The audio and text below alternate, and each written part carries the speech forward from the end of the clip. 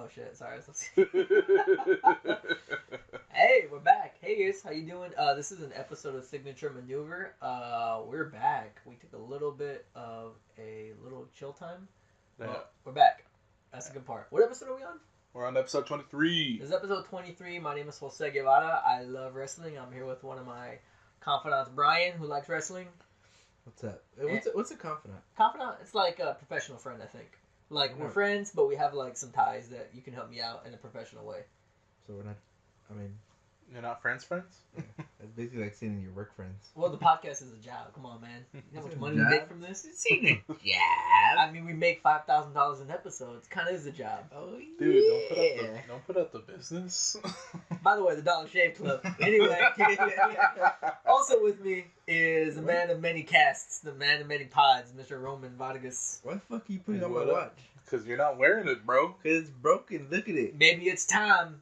It's beta time. Business. Oh, alright. We went a different way. It's beta time. Beta? Beta time. Beta Scott or Vader? Beta. Fuck Vader. Oh, I mean, Vader's alright. It's just he's been a weird lately. But I like Vader. I like Beta. I do like I'm Beta gonna go with Scott. her. I mean, I know we have to choose. Oh, you asked. You asked the question. Well, I meant who you were talking about, but you. I said Beta. Yeah, but you're the one that started throwing shots at Vader. You were like, No. fuck Vader. We were like, I didn't say that. Yes, you did. We're literally recording. I said fuck Vader. Yeah. Yeah, shit. You're like, fuck Vader, it's all about Vader. And then me and Roman were like, I mean, they're both kind of cool. I'm like, yeah, I'm I'm down going with with both Vader. dogs. I'm going Vader. Vader's one of the few American IWGP heavyweight champions. Yes, she is. Vader. Oh, Vader. Oh, Vader. sorry.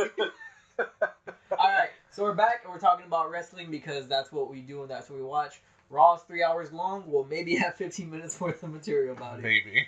Clean open, walking in. Enzo dropped a money ass promo because Big Cass is a bad friend and a bitch ass liar. He has a terrible promo skills. He has to work on those. Oh, yeah, Cass. Yeah. Oh, yeah, duh. Yeah, he has. I don't know what. That's Cass. That's my Cass impersonation. He needs I to don't call know. him in. I don't know what the hell they were thinking. They're like, They thought he was ready. he's not. He's clearly not.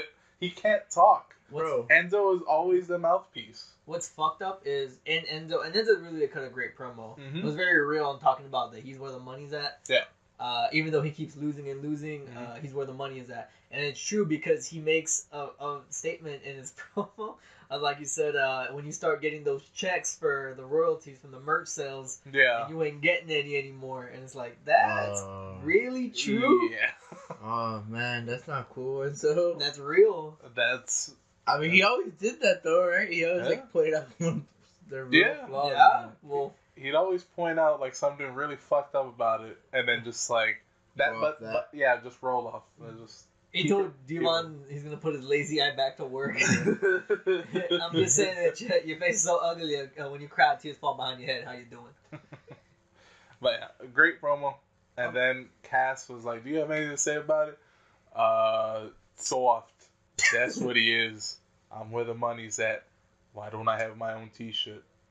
He's wearing a black shirt, plain black shirt. Yeah, Oh, he yeah. basically has a He took soft the- shirt yeah, and but it's he- inside out. right? Yeah. And I was like, "Oh my god, this is already starting bad." You didn't think about this at all, did you? And then Enzo jumps him Yeah.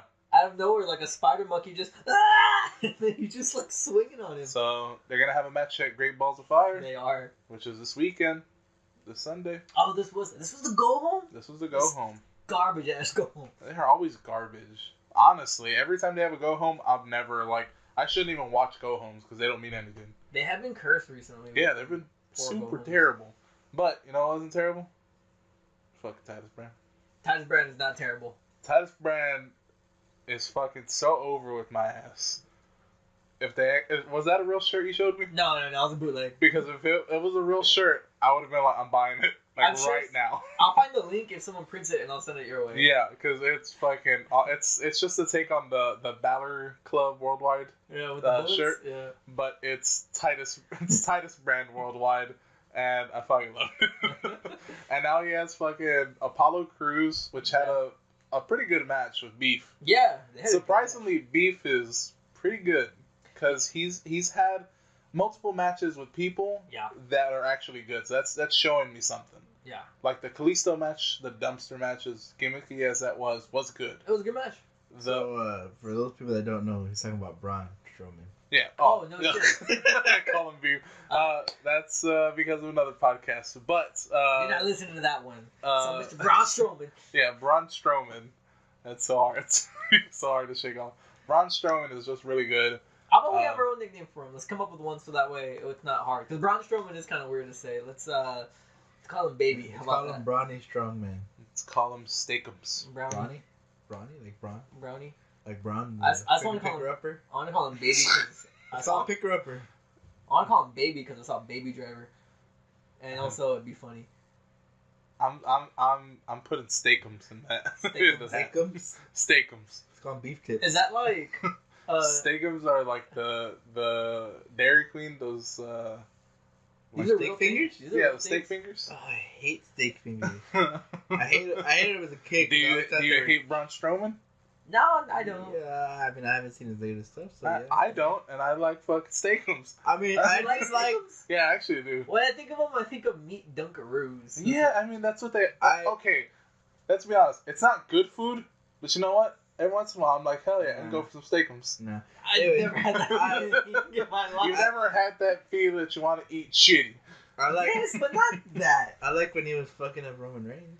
He's still doing He that. still is, baby. They Okay. have an ambulance. I mean, not just because he was fucking up Roman Reigns. Like, I just thought that was funny. Someone called an ambulance. Yeah, That's they, funny to they me. have an ambulance match at Great Balls of yeah. Fire. Oh yeah. He threw him onto the side of an ambulance. I thought that was hilarious. That was pretty He flipped an ambulance.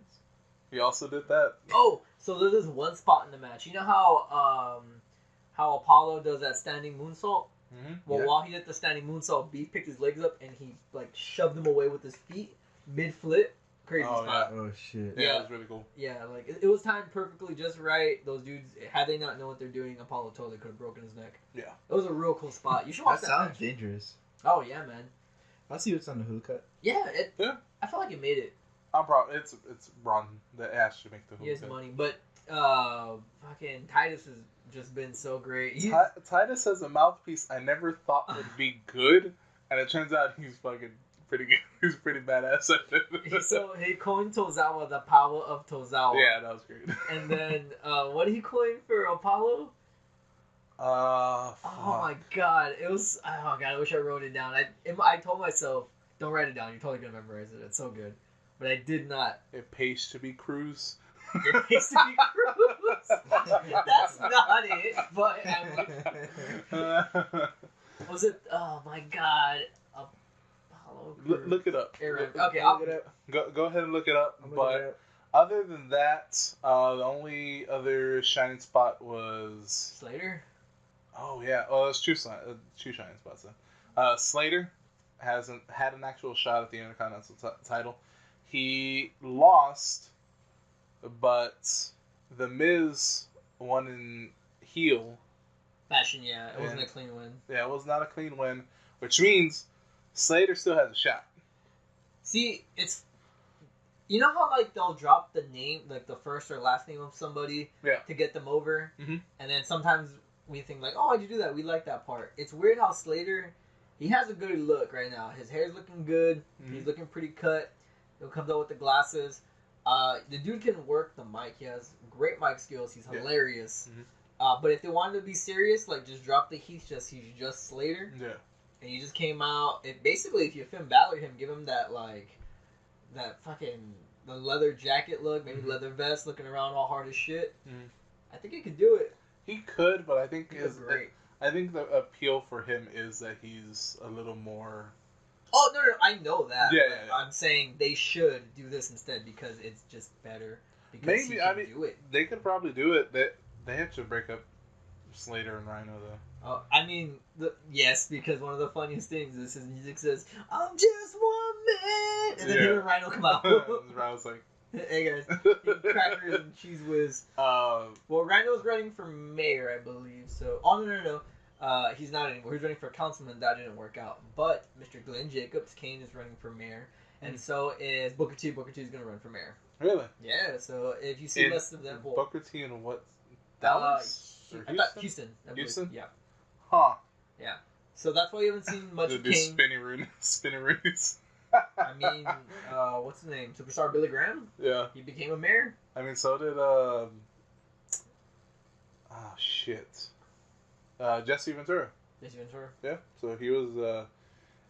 I always wanted to work on my Jesse Ventura, but I never could. I can never.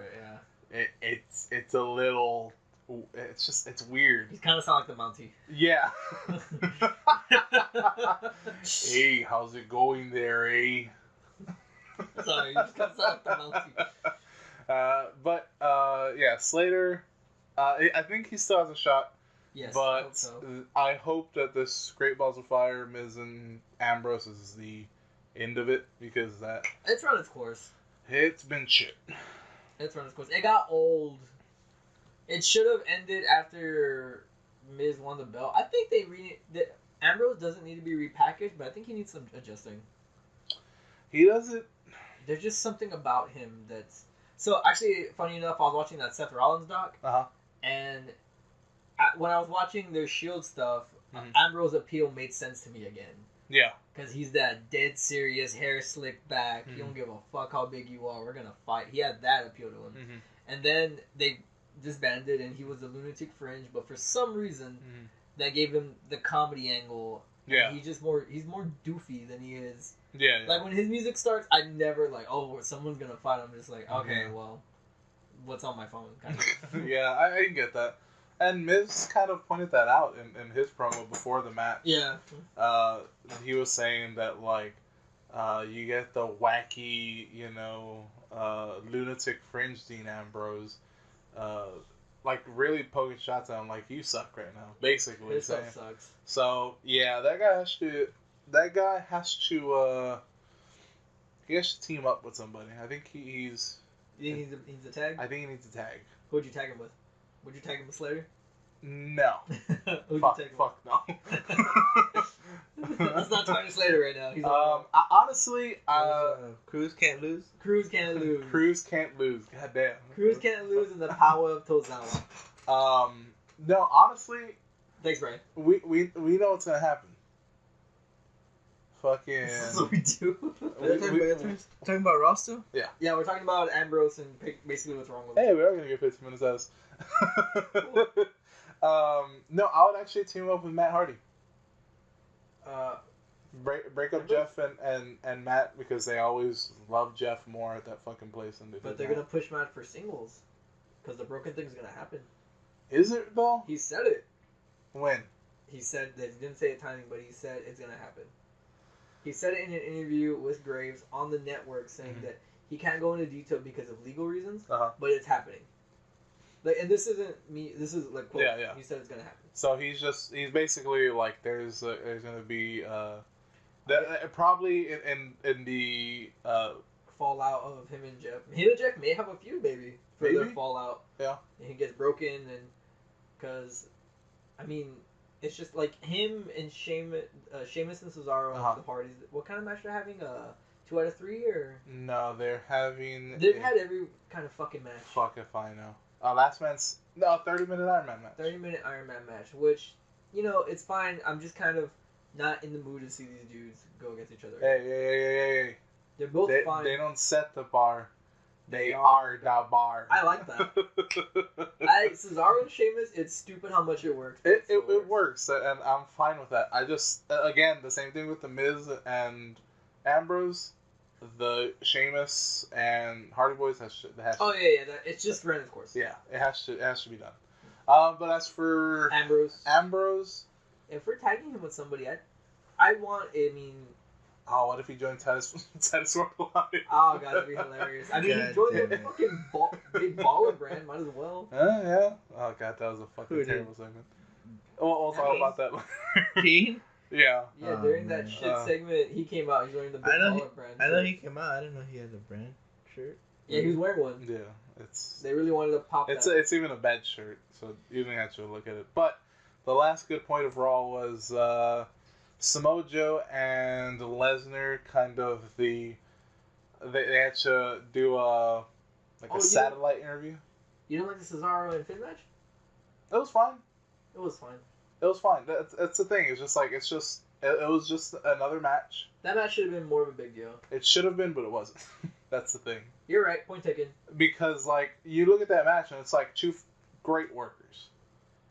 But why were they fighting each other? Just because. It's not why they're fighting each other. It's just they're both capped.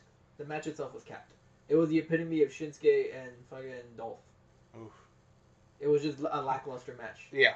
It was just kind of like you knew it was going to happen. That's fine. I was hoping for more. You know, you're right, totally. So, Yeah. So Lesnar and Joe. Lesnar and Joe. And I love when they fucking let Lesnar just talk shit. When they let him talk and all he does. Because the voice doesn't match him ever. No. Every time you look at him, you're like, this guy is he's a beast, right? He is the beast. And then you hear his voice and he's just like, sort of soft-spoken. And I'm just like, that doesn't match. But every time, he's just super entertaining. And he's just like, Oh, of course. laughing and just like, nah, fuck that. Like, they probably gave him a script and he was just like, and threw it out. I know for a fact he does not read any scripts. He's like, what am I talking about? Can you smell Joe's ass? Oh, easy. Yeah. There's It no was way a in the- script. There's no way in the world he's ever read a script since he's come back. Piss. That wasn't in the script. Yeah, true. But Fucking, oh my god. But Joe, I loved Joe's reaction. He's like, "Where the hell is he?" And he finds him, and everybody like, you know, they pull him back, and Lesnar's just with his belt laughing. Samoa Joe's mic work is just, man. Okay, here's the thing. I hope he wins, but I don't think he is. He's not gonna win. I hope he does. That would be super surprising. I'm I'd pop like shit. I'm such a fan of this match that I'm not gonna be like smarky about it. I'm going for Joe. I am. I get kayfabe. I watched wrestling long enough to get why this would happen, but at this point, I'm just too big of a fan of this match. And for Joe to finally be getting that spotlight, because this motherfucker is money. Yeah. And he's been killing it every time he's on the past 3 weeks. Every time he's been on camera, he's done something that's just been just the high point of the show. Past 3 weeks running. Yeah. And I agree. So you know what? I really hope he wins it. If he doesn't, like I said, I get it, but I'm a fan. Yep. And it's, man, why wasn't this for SummerSlam? That's so weird. Because I know who the fuck Roman Reigns is. I know. Yeah. But still, why wasn't this on SummerSlam? And that's I mean, it could be. What if Joe wins it? It's a rematch. Maybe. That's totally. that would be awesome. Because, like, we didn't think Joe was going to win the 5-way. No, not even a little bit. I mean, they've done Stranger Things. They have. Who do you think was gonna win that? I think. But do they have the? Do you think they believe in Joe that much? I don't know. Oh, I wanted Joe to win that. Yeah. I thought I I do. wanted Joe to win that, but Because I thought Rollins was gonna win it. Yeah. That's how my. They did the same thing with Kevin Owens in NXT. Mhm. They were like, okay, like, you debut or whatever, Mhm. and then you're, like, the first thing you do is go after the champion. And Joe did that. He came out and he went after Rollins. Yeah. Like, probably the biggest face at the time or whatever. Yeah. And then, like, he just kept fighting him the whole time. And they teamed up with Triple H. Mhm. I mean, he has, like, I don't know if he has some pull, but Yeah. I know they're pushing him. Yeah, it's definitely a push. It's just And then, like, when you thought he was going to go back into, like, just kind of Mhm. there, he wins the fucking 5-way. that's true. And he I becomes mean, the world I'm- contender. I do want him to win. Like, if we're talking about if we want what we want versus what will happen. Yeah, but also, I don't know. I think the whole, but wrestling, watching for so Yeah. long, knowing about kayfabe and booking and all that. At some point, it ruins being a fan. And with this, I'm trying my best not to let it happen because just especially the moments in this match in between spots where I know there's just gonna be like this match is gonna have so many face-off moments. Yeah. Where it's just looking at each other and the lights are flashing, people taking photos. It's just like, it's such a believable match for what the belt Yes. should be representing. Yes. It's such a And, monumental thing. yeah. Like, holy And that's shit. what I like about this match. It's just so like good. there's even when it's Roman fought Brock. Yeah. It still wasn't believable. It was like Nah. it wasn't. It just wasn't. And you can tell that Brock honestly enjoys working with Joe. Oh, yeah. You can see that he's just like, there's something special about this guy, and that's what's kind of giving me hope that like, oh man, I hope Joe wins, because that would be awesome. Like he's like, I don't mind losing it. Yeah, he's like, yeah, I don't mind losing to him. I I mean, vets have been helping out some of the newer guys. Yeah. As of recently, this past year's been pretty miraculous as far as which wrestlers have been going over which wrestlers. Oh, we'll get into that a little bit. Yeah, on so- SmackDown. All in all, We'll go over we got the. 20 minutes out of it. yeah, all in all, Vince McMahon is a weirdo, but I hope he actually sees how special of a moment this could be. Yeah. I mean, the crowd pop that would happen if it hits 3 and Joe raises that belt. I will yell. Either that Oh, or I'll fucking- everyone will be stunned. Yeah. Everybody will be like, what? Just like when Ginger won. Oh my God, what a moment. And everyone's just like, what? What just happened? You can't fabricate like actual responses like that, Yeah. and it makes me so fucking happy. Yeah, like that one time when fucking not Joe, fucking Lesnar just dominated Cena and everyone was like, what the fuck? Oh yeah, Like, where he started the suplex. Yeah, the Suplex City. Oh yeah, dude. When Oh no, he didn't do Suplex City yet, but he just did Yeah, he just said Suplex City, bitch. No, he didn't do that. That was Yeah. at WrestleMania. I thought he yelled it at Cena. He was like, "Welcome to Suplex City, bitch." We're gonna have to look that up. I think that was I thought that was at WrestleMania. He yelled it at Taker. I take it. Possible. I think it was against Roman. Oh, that. Yeah, Okay, Roman. that Roman. fair It was enough. against Roman. I think it was their first go about. Yeah. Alright. I don't know which. I think it was the first. Cause he was just manhandling him the whole time. He's on Suplex City, bitch. They wrestled at multiple WrestleManias, so I have to say, oh, it was the first time out of WrestleMania they got booked as the main event. But another moment is because the Kevin Owens DVD came out and it's phenomenal. Check it out. Yes. When Owens beat Cena clean, first match ever. That was such a surprise Big too. fucking deal. I popped. That was fucking huge. Lord Clean, yeah. I was- It's been weird because I just watch wrestling. I don't go too much into like because I never know what to expect from any of these documentaries. I Yeah. don't know if they're gonna be kayfabe or Oh, yeah, not, yeah. and I'm just like, if it's kayfabe, I don't want to see it just because it's just it's gonna be boring. They're just gonna want you. You're just gonna see what they want you to see. Exactly, and this one, they have fucking footage from like fucking CZW, CCW, ROH. IWS, ROH, PWG. PWG, it's crazy. He was just like, yeah, we need to show that. I'm surprised they show the CZW stuff only because people have almost died on footage. Like Ambrose has done some borderline illegal things in that company during a match, so they almost never mention his stuff. I guarantee you, if he does a DVD, fuck no, they're not gonna mention Yeah, his CZW. if they do, it'll probably be like just straight up matches, not even death matches. He's like, yeah, I was in CZW once, and then that's it. They saw me, Vince, like when he saw Shield. But Owens, I'm sorry to interrupt. But yeah, the Owens documentary, just watch it. Nothing else needs to be said. Just watch the goddamn thing. You'll tear up if you're not a fucking asshole. I guess I'm an asshole because I didn't tear up. But It's good. Did you get misty eyed or anything? I'm sure I did. I'm sure there was like a little misty moment where I was like, that's like a sweet moment. Yeah. But overall, like I didn't like cry, didn't shed a tear, nothing like Yeah.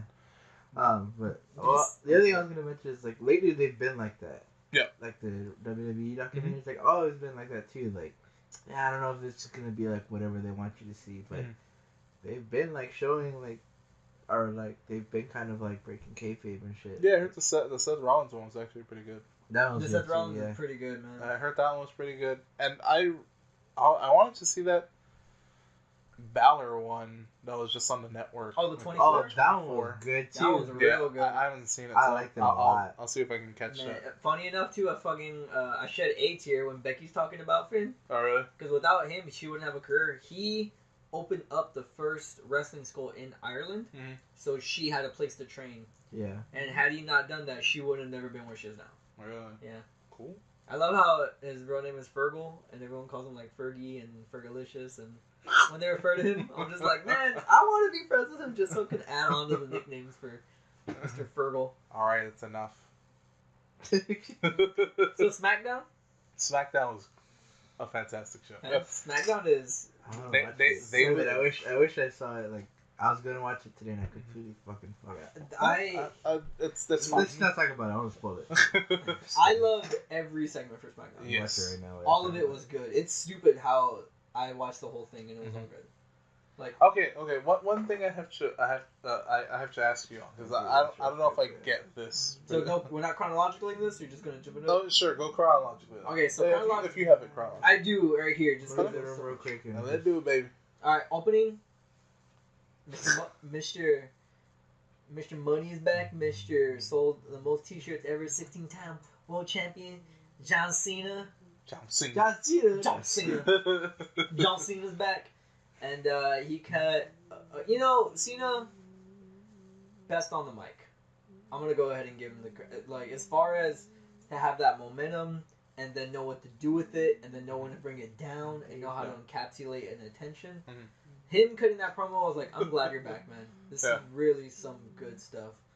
After he cut his promo, he got cut off by Mr. Rusev. Rusev is back. It's crazy. Rusev got a big pop too. He did.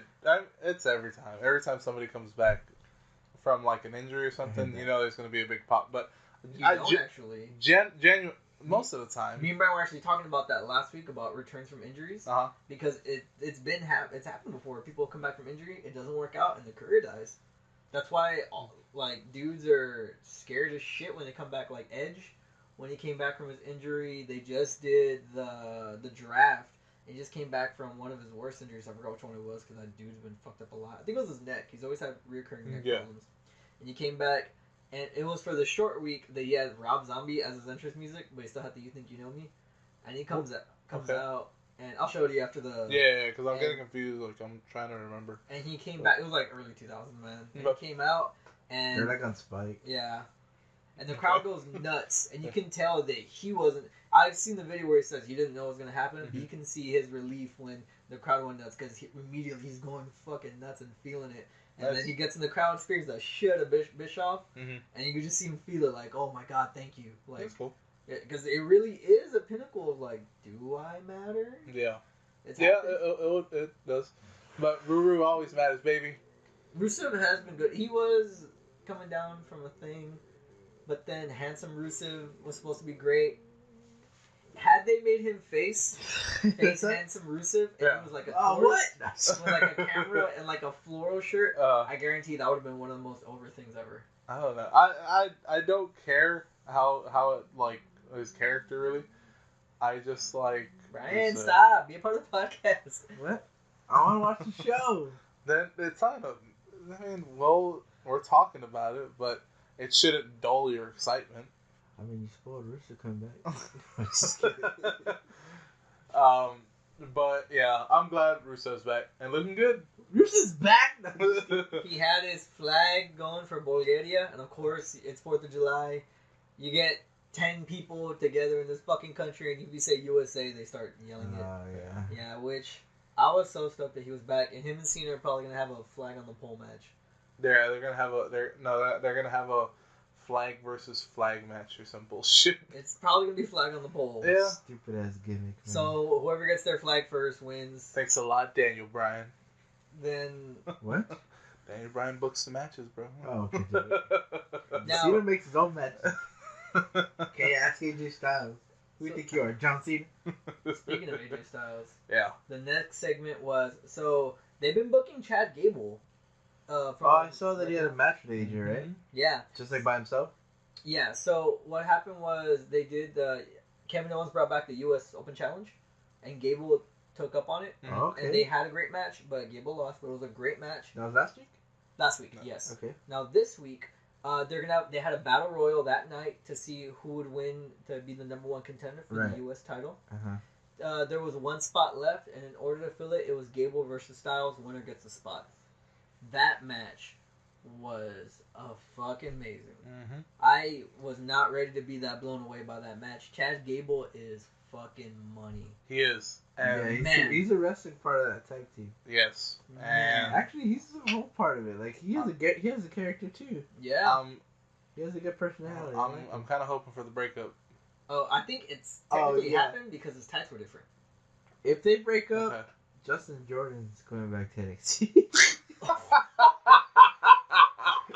Oh my I'm god. not trying to be a dick, but I don't think he'll fit in there either. They got some top talent. I mean, He'll team up with the Velveteen Dream, and he'll be the. maybe. I mean, he's got to do something. No. Either that, or he goes Yeah. to Raw and joins the The Titus brand. Velveteen Dream needs to be by himself. Either that, or he fucking joins Titus. I'm just saying. I don't even know if that would work. Because I don't see him being alone. Honestly, yeah. He's just a big guy. Like he's. I looked at it. I looked at Chad Gable and I was like, that guy's a fucking star. He's like another fucking But Baron Corbin, but here's- not as good. And that's weird to say. Okay, hold on. Let me breathe from that. Wow, that was some heavy shit. Look, man, they're the world's greatest tag team, but backwards. This time, Charlie Haas is the star, not Shawn Benjamin. Sometimes you gotta be Charlie Haas. It's just the way it is. I remember Robert Adame. Shout out to Robert. I know you don't listen to this, but he's like, you know what? The world's greatest tag team, they're better together. And I'm just like, you're fucking stupid. What kind of statement is that? And then of course they broke up, and Shelton Benjamin had his prolonged star period because that guy was great. Yep. And Chad Gable, man, him and Styles was doing his typical. Shelton Benjamin was a gold standard, right? He was. He might be coming back still. Rumor is. Oh yeah, he was supposed to, right? He was played supposed that to. promo, and then he failed his health inspection or whatever. No, he got injured. Yeah, Oh, he he got had like injured, a that's shoulder what it is. injury Yeah, or something. but he's in healing process, and apparently it's still possible. Yeah. Health inspection. So we'll see. Well, maybe they can put him with He's a Shelton Benjamin. restaurant. Maybe they could put Justin Jordan with Shelton Benjamin. Like they can work something out. Yeah, maybe. Maybe like he'll He could coach be you. the high flyer, and Justin Jordan could be the muscle. Maybe. But in this scenario, But fucking Gable, I am ready, willing, and Gable to see him on a singles run. Yeah, dude. Because- He has that whole gimmick. I like it. there are two styles. Pun intended. Yeah. There are two forms of wrestling. You know, Styles is all, some technicality, mostly, high spots. Justin Jordan was doing all on the mat wrestling. That's all he does. Yeah, and oh my god. It's been so long since I've seen like a technical match in WWE. Yes. He's a pure amateur wrestler. Yes. So he's really fucking good Oh at the my technical god, dude. spots. He has the most money moonsault right now. Yep. That is like very Who do you like? It is phenomenal, man. He went to wrestling school with somebody, didn't he? Like, not wrestling school, but like, he was like part of an amateur wrestling club with somebody. From what I knew, I don't know. From what I You're gonna have to understood, tell me, buddy. they got him straight from the Olympics, and he just started training with WWE. Yeah, but he. That's crazy. That's what happened with Corbin too, because Corbin was out of NFL. Yeah. He's for the Cardinals, I think, or something like that. No, I think it was just I think it was just college ball. No, he was in the NFL. He was NFL. Oh, for sure. NFL, right? Yeah, he was NFL, and he was I don't actually remember decent him. NFL. I want to say Cardinals, but another part of me wants to say Bills. Okay, he was decent I think it NFL, was the Bills. but Are we thinking about Goldberg though? Jesus. No, Goldberg was in the Falcons. But he also had a stint in the Bills as well. Oh, really? Yeah. Oh, well then maybe it was the Bears. guys, I'm talking about. All right, enough of this fake. Look Alright. it up! Hold on, guys. I Enough of don't this. watch SmackDown. Enough of this fake fucking sport. I want to talk about the real sport, professional wrestling. That's all I watch. NFL podcast coming soon. So, just like Corbin, right out of the Yeah. sport, he joined WWE and started training. Yeah. And that guy's got it, man. He does. I like the aftermath. They had an ovation. Yeah. Or Jordan had an ovation. Yeah. Gable had an ovation. Yeah. Yeah. After that match, I mean, it was just great because Cena won, but he was just like Styles. I'm sorry. Yeah, I was like, what the fuck already? I was like, how did Cena win a match? He's not even in. He's already back, motherfucker. Gets everything. He was in the Cardinals and the Colts. Cardinals and the Colts. Yeah, I knew it was. What something year with- the Colts? 2009, it was just off season or practice squad member, Okay. and the Cardinals was actually the same thing. 2010, 2011. Okay. Fair enough. All right. NFL podcast comes soon. I hope not. I don't even care about it. Fuck you with you. So after the match, Styles picked up the win. The forearm that is phenomenal for the champ that runs the camp. Every time I see that phenomenal forearm, they play it in slow mo, and it just looks so good. It's crazy because when you say it out loud, this is this guy's finisher. It's like Yeah. that's a stupid fucking finisher. But he makes it look so fucking. Yeah, God, it's believable. Yes, it's so good. It is. Jinx, you owe me a good match. Hopefully it's with Gable and Styles again. Well, Styles picked up the win, Brian. Yeah. But afterwards, He they Give did him a handshake, right? Yeah, they did the Undertaker Jeff Hardy spot handshake where, it was like give him the head nod. The crowd gave him some claps. Give him the rub. Give him the rub. So I think Gable's on his way. I hope so. Fucking Chad Gable and fucking Ty Dillinger. Wow. I want to see that match. That's the match I want to see. Wow, that's a great match right there. That's what I want to see. That's just wrestling on. That's just on the mat wrestling. Yeah. God. That's what I want to see. It's been so long since I've seen a technical like wrestling match. You know, because when Benoit died, that kind of died out too. In WWE, Yeah. I mean, Daniel Bryan did have it there, but they also Bryan's a whole another podcast of episodes. Yeah, that's really he got fucked with so much. Yeah. Poor guy. So, but Chad Gable, I am ready to see some more stuff from you. So good on you. You know who else is improving? Hmm. Carmella is getting so much better on the mic. Yes. She came out, just came up, made another statement. She's still the Money in the Bank champ, Mm-hmm. the winner of the Money in the Bank, Miss Money in the Bank, if you will. Mm-hmm. Not Mrs. Her and Ellsworth are not dating nor married. Miss Money in the Bank 1 and 2. 1 and 2. Yeah. She's first and second. She really is. That's so good. And she's great. She's getting so good. I can't wait for her to cash that check in. Mm-hmm. Then afterwards, they had a Lana and Naomi match for the third time. Okay, now that's what I want to talk about. Okay, let's talk about it. What the fuck? Dude, I'm completely fine with Lana losing. Whatever. I don't know why it's 3 matches long. It's kind of the standard with WWE, but whatever. That's fine. I'm done with it. What the fuck happened with Tamina coming out and like saying like, get up, come on, let's go. I think they have that coalition from the jump when they said how Charlotte is here and The welcoming committee or whatever the hell. I think she's joining that. She's joining that. Okay. The thing I'm upset about is the first match was at the pay-per-view. She did fine. I won't say great, but they had a decent match. Yeah. Second 2 matches are squash matches. Yes. What the fuck was that about? The second one apparently had some quote-unquote controversy where her shoulder wasn't pinned. Like, she had her shoulder up, but the ref didn't see it, so he counted to 3, and she lost. So that's what made it for the third match. But that's not the aspect that I'm fucked up and stupid about. Why were they squash matches? Because she's not a good wrestler. She's not a wrestler. But how was she a wrestler on the pay-per-view? And then 2 matches in a row, she's squash material now. How does that make sense? Man, that booking is some real weird shit. Honestly, Naomi needs to lose the title pretty quickly. Ain't gonna happen. She got the lights on. Yeah, I saw that and I was like, fuck. Like, this John Cena's fucking Spinneroonie title. 2 different wrestlers, my friend. Whatever. Spinner belt, which you can still buy apparently. I saw a replica in the... Don't even care.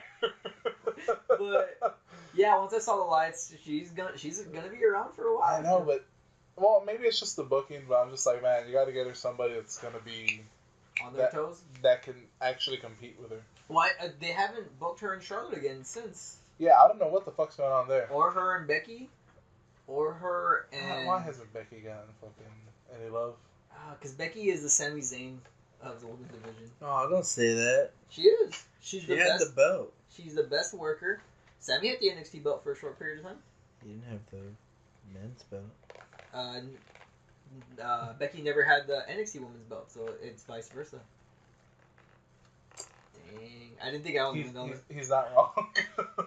The thing is, she's just amazing in the ring. She's so versatile, but she's just a believable underdog that they can forever book her like it. Yeah. And randomly one day when we're all like, oh, this pay-per-view is a fucking weird matchup, I guess we'll watch it later. She's going to win the belt. We're going to be mad because we fucking... we ignored it. Yeah. Yeah, that's the thing. It's just, I don't know. Exactly, Brian. Like, oh, God, man. It's just one of those things where... Fuck, man, makes me so mad. I look at that title and I'm like, man, Alexa really brought the best out of that title, and then she left for... She really did. She left for Raw, and she's doing the best she can there with the belt, but... She might not get too comfortable. Yeah, but, like, Naomi... Something's gotta happen there. You gotta book some good matches. You gotta book some matches with actual wrestlers. What's crazy is her and Charlotte could actually have one of those 2 out of 3 matches. Mm-hmm. Last woman standing matches. Yeah. Where we could have some really good spots and some good TV, but I don't know. And then fucking Carmella comes in, swoops in, gets that title. Oh my gosh, he has gives that money ass super kick. Yep. Oh, dude, I'm telling you, Carmella, one of the best super kicks in the game. Yeah, I'm super kick. Legit. It was good. I'm letting you know right now. Everybody talks about Tamina's super kick. I'm like, that's okay. Tamina is a bad wrestler. I don't want to say it, but yeah. Tamina is a very bad wrestler. I know she's been gone. I know I don't wrestle. I know there's millions of reasons why someone can just say you're clearly just being an asshole. Nah, man, I'm a fan of like a multitude of wrestling for different reasons. I like some wrestlers because they're bad, or they're trying to be bad, or trying to be a certain thing. Fair enough. And But yeah. she just can't. Her best spot is her father's splash that she lands on her feet and then falls on people when she does it. I haven't seen a splash shot. It's just not good. Oh man, those are good. What are those? Lemon Heads? Lemon chew. Oh, they're chewy. Oh man, they make different flavored lemon pits. Those fruit mints. Sorry. Where'd you get these from? Froggy? Damn, gotta hit that place up. Sorry, we're eating candy. Cause I have a Dollar Tree. Dollar Tree? That's my spot, baby. So yeah, Becky is the Dollar Tree of wrestlers. Amazing, loyal fan base. Will never disappoint you. But people don't take it seriously for some fucking reason. yeah, I don't know what's going on. She also she has some of the worst ring gear of all time. Oh my god, yes. Bad ring gear, no good shirts. Mad Becky. Oh, I like the last kicker shirt. I'll wear that one. Fair enough. I like her hair. Maybe you'll get something for Christmas. I like her hair. Bitch, if you get me on something, shirt, I'd be so thankful. Oh my god, I love Becky. Weren't you supposed to give us something for You'll Christmas? get last fucking year? 2 presents. Oh, okay. My birthday just passed. Yeah, I know. You set up for your birthday. You didn't give him shit. No, I did say that. Oh. I was like, I could have given him for your birthday. Fuck it. You're not getting Christmas. My birthday just passed, You're bro. not getting birthday presents. If I can't get him one, you're not getting one. We're never gonna get these fucking presents. I don't even know what they You're are. gonna get the presents. What are they? They're in my fucking closet. What are they though? They're literally like how you have your. Yeah, but It's- what are they? I can't tell you because they're presents. How'd you feel about the Baron Corbin and Nakamura tussle that happened? Oh, I didn't see it. Okay. I didn't see anything. They both look good in that little scenario. Yeah, it's weird. Corbin, heard him on Jericho's podcast last week. Check it out. Good interview. He's actually gonna get some new music he said he's working on. Good. Yeah. Right? That's it. But he just started jamming out to it. Yeah. He's saying goodbye to it. Alright. He was like, oh, one last time for the boys. The boys. For the boys. For the boys in the back. I feel like he has no friends. Actually, no. He lives... So, a while back, Undertaker had a house built for a big man that he lived in. Uh-huh. Like, the shelves are... Like, everything's for a big man. Mhm. The cupboards are a little higher than they're supposed to be. The seats are higher. All that stuff. He moved out of it, and Big Show then bought it from him. Okay. Big Show recently moved out of it, and so did Corbin. So now Corbin is technically living in the Undertaker's yard. If we want to talk about who's really, Whose yard it really is. whose yard it really is. Thank you, Brian. Always have my back. That's what we're friends. Sorry, friends. For But- confidants, or whatever you say. I'll do both. Give me both. There's some people that I work with that I'm not actually either with, and I'm not going to say their names because there might be a chance they hear this. But you know who you are. You know who you are. Same. All of them. I hate... All my friends. No, not my friends. I hate some of the bullshit entertainment stuff the WWE has tried to pull to make it get you away from wrestling and tie it into something else to see if it could be just as good. The rap battle was not that. It was so good. The rap battle was surprisingly good. It's so good and funny. And here's the thing too: Wale was the host, which I thought this was gonna be dumb. He was fine. Mm-hmm. He was a good hype man. He's actually a good wrestler. Or not a good wrestler. He's actually a good... He's a big wrestling fan, is what I meant to say. Also, He always has the WrestleMania parties. Mm-hmm. he's a big battle rap fan because during them rapping and talking shit about each other, he said this thing, it's like Don DeMarco. I watch a lot of battle rap. That's something they actually say in the battle rap leagues. Oh, really? Yeah, like they played on the speakers when someone just said something. It's like a really good punchline or something like that. So I was like, oh, this dude's a fan. It's called... Oh, sorry. What did you say? That party he throws is called Wale Mania. Oh, that's what that is? Oh, that's his? That's it. Really? It's Wale, yeah.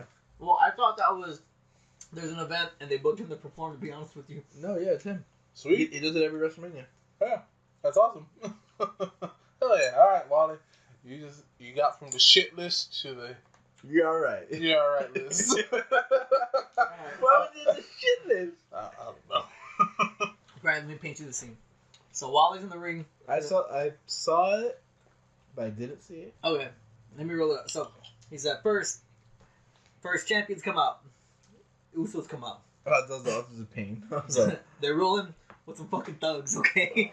They're out there with dudes in bandanas and shit. Look, those dudes, the dudes they rolled down with to the ring looked so sketchy that one of them asked if I had a lighter through the TV. They just was a sketch. I was like, oh fuck. he rode up to me in the middle of the night. He's like, "This your house?" And I was like, "Yes." He's like, "You have a good night." New Day come out. Jerry. They came out with a bunch of fucking rosebuds. Yeah, that was weird. I saw that. Okay. Bunch of fucking white They dudes. made fun of Costumes. Biggie's titties. They made fun of Biggie's titties. They made reference to Xavier's sex tape. Yeah. Yup. Yeah, they were Really? like, yeah, they were like, while your boy Xavier here is getting R-rated. So it's like you were supposed to be keeping it PG while your boy Xavier's getting R ratings. With Paige. They just throw Paige's name. They acknowledge Kofi's Jamaican accent. Mm-hmm. Oh, hell yeah. What else was there? The Usos were actually really good at this, and it was one of those things where the New Day were just kind of being goofy. If we're talking about if it was actually round for round, the Usos were really good. And I was like, this is really good. And then fucking Xavier was the last to go for the New Day. Had a Total Divas bar about how that's the only way that Jimmy's relevant is because his wife was on Total Divas. Oh. Yeah. Yeah, that was kind of fucked up. Yeah. Oh my god, damn. That was fucked up. And then after that, a fucking fight broke out. And then Wally was like, "There's no fighting in my ring, so disqualified. New Day wins." God does. And I'm like, it makes sense. The guy makes the rules. Oh yeah, there was also a This is reference. at the moment. There was also a reference to the Usos only being good at carrying around Roman Reigns' bags. Yeah, It was, That's what they do. and that's kidding, that's not right. what up, Us? That's not right. They're not even on the same show. Damn, Moose, they got That's us. borderline. Damn, Us. They got us. Why don't we just start crying and just get out the ring? Fuck this.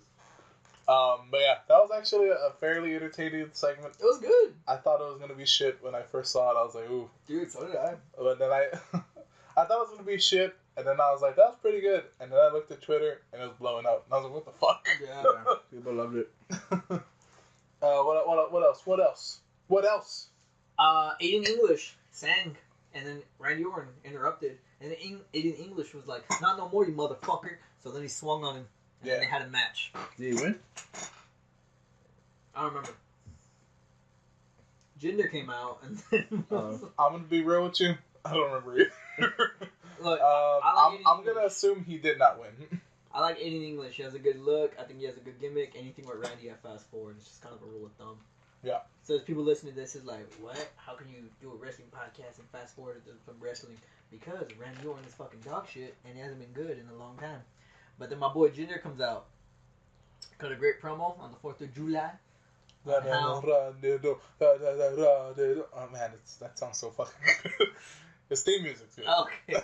Oh, is that really what he says? I have no idea. Oh, okay. I don't speak Punjabi.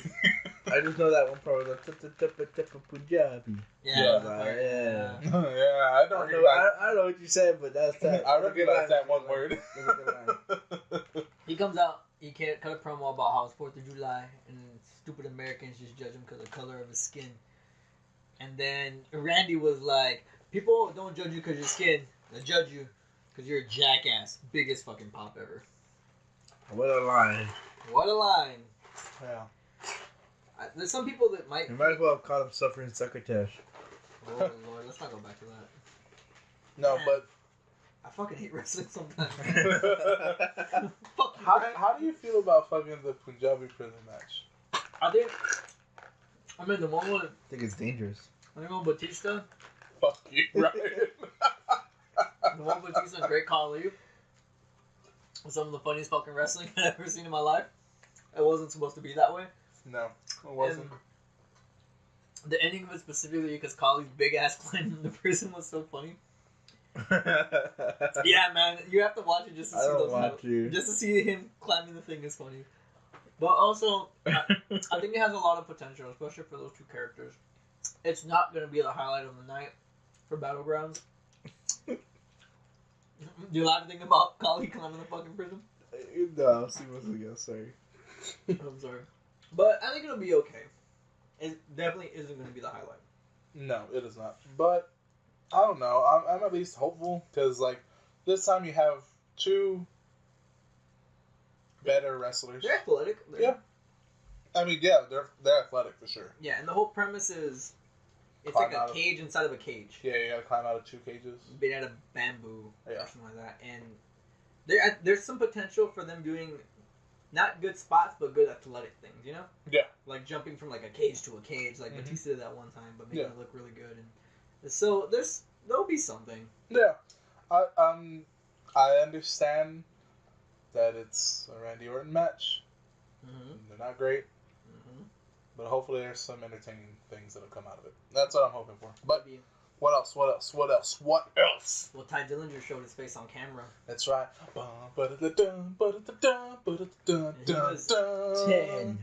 And he was interviewed by a new reporter. Mm-hmm. Her name is Tanae Young. Mm-hmm. Yeah, there's a new reporter, Brian.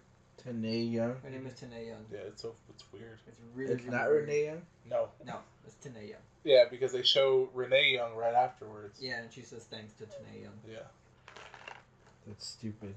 Yeah. WWE runs out of ideas sometimes. Really, I don't know what to say. I don't know. I guess they just needed to get somebody a job. Yeah. But at the end of the show, little spoiler alert, it turned out being Tyler Breeze the entire time. He's just such a master. God damn it! Fuck you guys. Dude, hilarious. Yeah. You know what? I saw a picture of him wearing a long blonde wig. Yeah. And I was like, why the fuck is he wearing it? That's stupid. I saw a picture. It was before I saw SmackDown. I was at work and I had a break, so I was looking at my thing, at my phone, Twitter, and I saw Charlotte's picture, and it's her and Tanae Young. It's them two, right? Yeah, and they're eating, and no, like I saw a different one. They're like just at a table. I think they're eating, and like Charlotte's just like laughing. She's just like, "What the fuck's going on?" I saw one where it was like, I think it was like Bailey and him. Oh, really? Something like that. And they were just smiling. I was like, why is he wearing that long ass wig? Yeah, he's wearing a wig with like a messy bun on top. And then Fandango, they're doing an interview, and Fandango's in the back, like in a construction hat, like in a vest. And like he's on a ladder first, and then like as it progresses, he's getting like closer and closer. And he goes, "It's almost like somebody's watching me." And he's like, he goes back and like he like fumbles, and he's just like doing something on the wall, his like fucking mustache like falling off and all crooked. Yeah. And Tanae Young asked Tyler Breeze, how does he think he'd be able to handle Breezango? He's still fucked up. Tanae Young? Asked Tyler Breeze. Tanae Young. Asked Tyler. Oh, the fuck what I said, he's not even here. Tanae Young. Tyler Breeze is thinking about me. Ty Tanae Young asked Ty Dillon. Their names are similar. Yeah, Ty Dillon here. Yeah. How would you think you'd be able to deal with Breezango in the ring? You know, what if they tag up on you? And that's when Tyler Breeze broke it down, and it's, well, eventually... Ty Dillon. Ty Dillon broke it down. And said, well, eventually, they're going to have to go against each other. I wonder what that would look like. And then he's looking off into the distance, and Tanae Young looking off to the distance, and Breezango in the back is, like, kind of looking out at everybody. They're all like, fuck. And then before he walks away, he says, by the way, Tanae, you're a perfect 10. And then he turns around and he's like, oh, hey, Fandango. Those guys are the funniest thing. And but he took a pause. He was like, you Tanae Young? You're perfect. He's like, you're 10. And he just walks off. You're like, it's like a little break where just like, this guy knows what he's doing. This guy fucks. This guy fucks. They cut. God, I gotta watch the rest of that season. Oh, dude. We'll talk about it it afterwards. Okay. But then I think it was the That was the actual. Well, right before that, they had Michael Canales. That's weird. Mike Bennett and Michael Canales were trying to. I like the shtick they're doing. I like their gimmick where they're just hopelessly in love. Yeah, I love that a lot. And while they're trying to cut a promo how much they love each other, like some pipes fall and the camera pans to the right, and it's Sami Zayn who's trying to stretch when he accidentally made noise. Okay, sorry. What? I think that's gonna be a feud, right? Yes, probably. Because the week before was it? Yeah. Yeah. Where like they came out and then he comes out and he's all, "Oh, hey, sorry, got a match." Yeah. It goes. Yeah. So they're building up to a little feud there. Yeah. Yeah, So yeah. they'll probably have a match at Battlegrounds, is what it's looking like, Mhm. which I'm all for because I like Mike Bennett. I like his work, I and have not Sami, seen this work. he has some good work. He was one Yeah. of the few things that you would tune in for TNA for. I know he was a big part of TNA. I know he did some New Japan stuff, Yeah. but I never saw him yet. I also like Maria ringside. Aubrey's great. She's a good worker ringside. Oh, fair enough. Very much is. And Sammy is always the right now. If Jericho is, let me word this right. If Jericho isn't currently active, Sammy is the best fill-in to get some new talent over. Yeah. And I think that's a great opinion to where it's a fact. Just to get him started, yeah. Yeah, Because he can work with anybody. he really can. So Motherfucker's he can put on a amazing. good match with anybody. Yeah. So looking forward to that. But he was running out to the ring for the Battle Royal. Yeah. For the #1 contender for the U.S. title. Mhm. So it was a great Battle Royal. It was really fun. There's a lot of people. Who do you? Okay. Wait. Okay. Didn't John Cena kiss Maria? Canales? Yeah. Recently? Like on the show? When? No, not on this recent show. Okay, because I saw something on YouTube. That If said, it was past, then probably. I saw something on YouTube that said something about John calming Maria's nerves or something like that. I don't know. No. I don't know what it was. I'm gonna look it up again. Yeah, they didn't even interact. Like they weren't. Cena was done after the beginning of the show. Okay. He literally came out, cut a promo. Was like, "Hey, we're having a fucking flag on a pole on a flag match." So there I was gotta pull out a flag. I hate those fucking matches. Smoke So Smoking a Battle flag Royal. match. Uh-huh. There was some interesting events that occurred. Mojo Rawley and Zack Ryder both in it. So the Hype Bros are in it. Breezango was in it. Ty Dillinger, AJ Styles, who had the match earlier that night with Chad Gable, so he was recovering. Mhm. Also, did I say Sammy already? And Ty Dillinger? It was an old Raw Luke Harper. that John kissed her. Yeah. Okay. Yeah, Luke Harper, Eric Rowan. Eric Rowan. A bunch of dudes. But Yeah. those were the big names. Yeah. Who do you think out of the names that we've mentioned? Who do you think were the final three? Sorry, say him again. I was looking at the YouTube thing. Okay. Which one did you Luke hear? Harper, Eric Rowan. Luke Harper, Eric Rowan, Sammy, Okay. AJ, AJ, Ty, Ty, Breezango, Breezango, Mojo. the Hype Bros, Yeah. and out of those 9, who do you think were the final Yeah. three? The final three. I'm just gonna say AJ. Okay. Okay, Is he? Keep going. Oh, just make it Sammy three. Okay. Okay. and fucking Ty Dillinger. Wow. 3, 4, 3. Wow. For real? They're the Three final for three. three. Oh wow, tight. One little thing I want to add is when Luke Harper got eliminated, there were boos. Yeah, Oh really? Yeah. people are. They kinda want pissed him. Give me Luke. Yeah, I want Luke. I want Give us Luke. See, he would be a great card open pay-per-view guy. Like, if you're not going to give him a belt, if you're not going to give him a program, motherfucker, just have like a random opening match or a filler match that's worth watching of Luke Harper and Ty Dillinger, Luke Harper and Chad Gable, Luke Harper, Ooh, Luke Harper and Chad Gable would be good. just because he himself I'm thinking about it. can be the standard for big men wrestling. Yeah. He's good for a wrestler in general, but as a big man, he's amazing. He's just a good wrestler. That's all he is. Him and Baron would even tear the place apart. I mean, he just should be booked. Period. Yes. It's annoying. I don't know why he's not. So I don't know. it was a battle royal for the U.S. I didn't mean to cut off your. Yeah. No, your you're rant, I'm good. sorry. You're good. Yeah, I totally agree. Like they need to do something with him before he dies out again. Yes. before he dies out. Sorry. So it was for the U.S. number one contender for the U.S. title, right? Yes, Yes. sir. Who won? Should I guess it? What? Let's say Sami Zayn. Wrong. Okay, it's AJ. Let's see. Yes, so there you go. But Ty Dillinger hit his finisher on both guys. Oh yeah. Dillinger got some great offense, man. Nice, Yeah. nice. Oh, he did that other one, right? What was it? It's like the. It's a tiebreaker. It's a tiebreaker, but he sets it up like an F5. F5, and they fall face first on the knee instead of it being the last shot. Right. Because before it was just the last shot. Yeah. Right. Now Adam Cole's coming, so we still don't know that.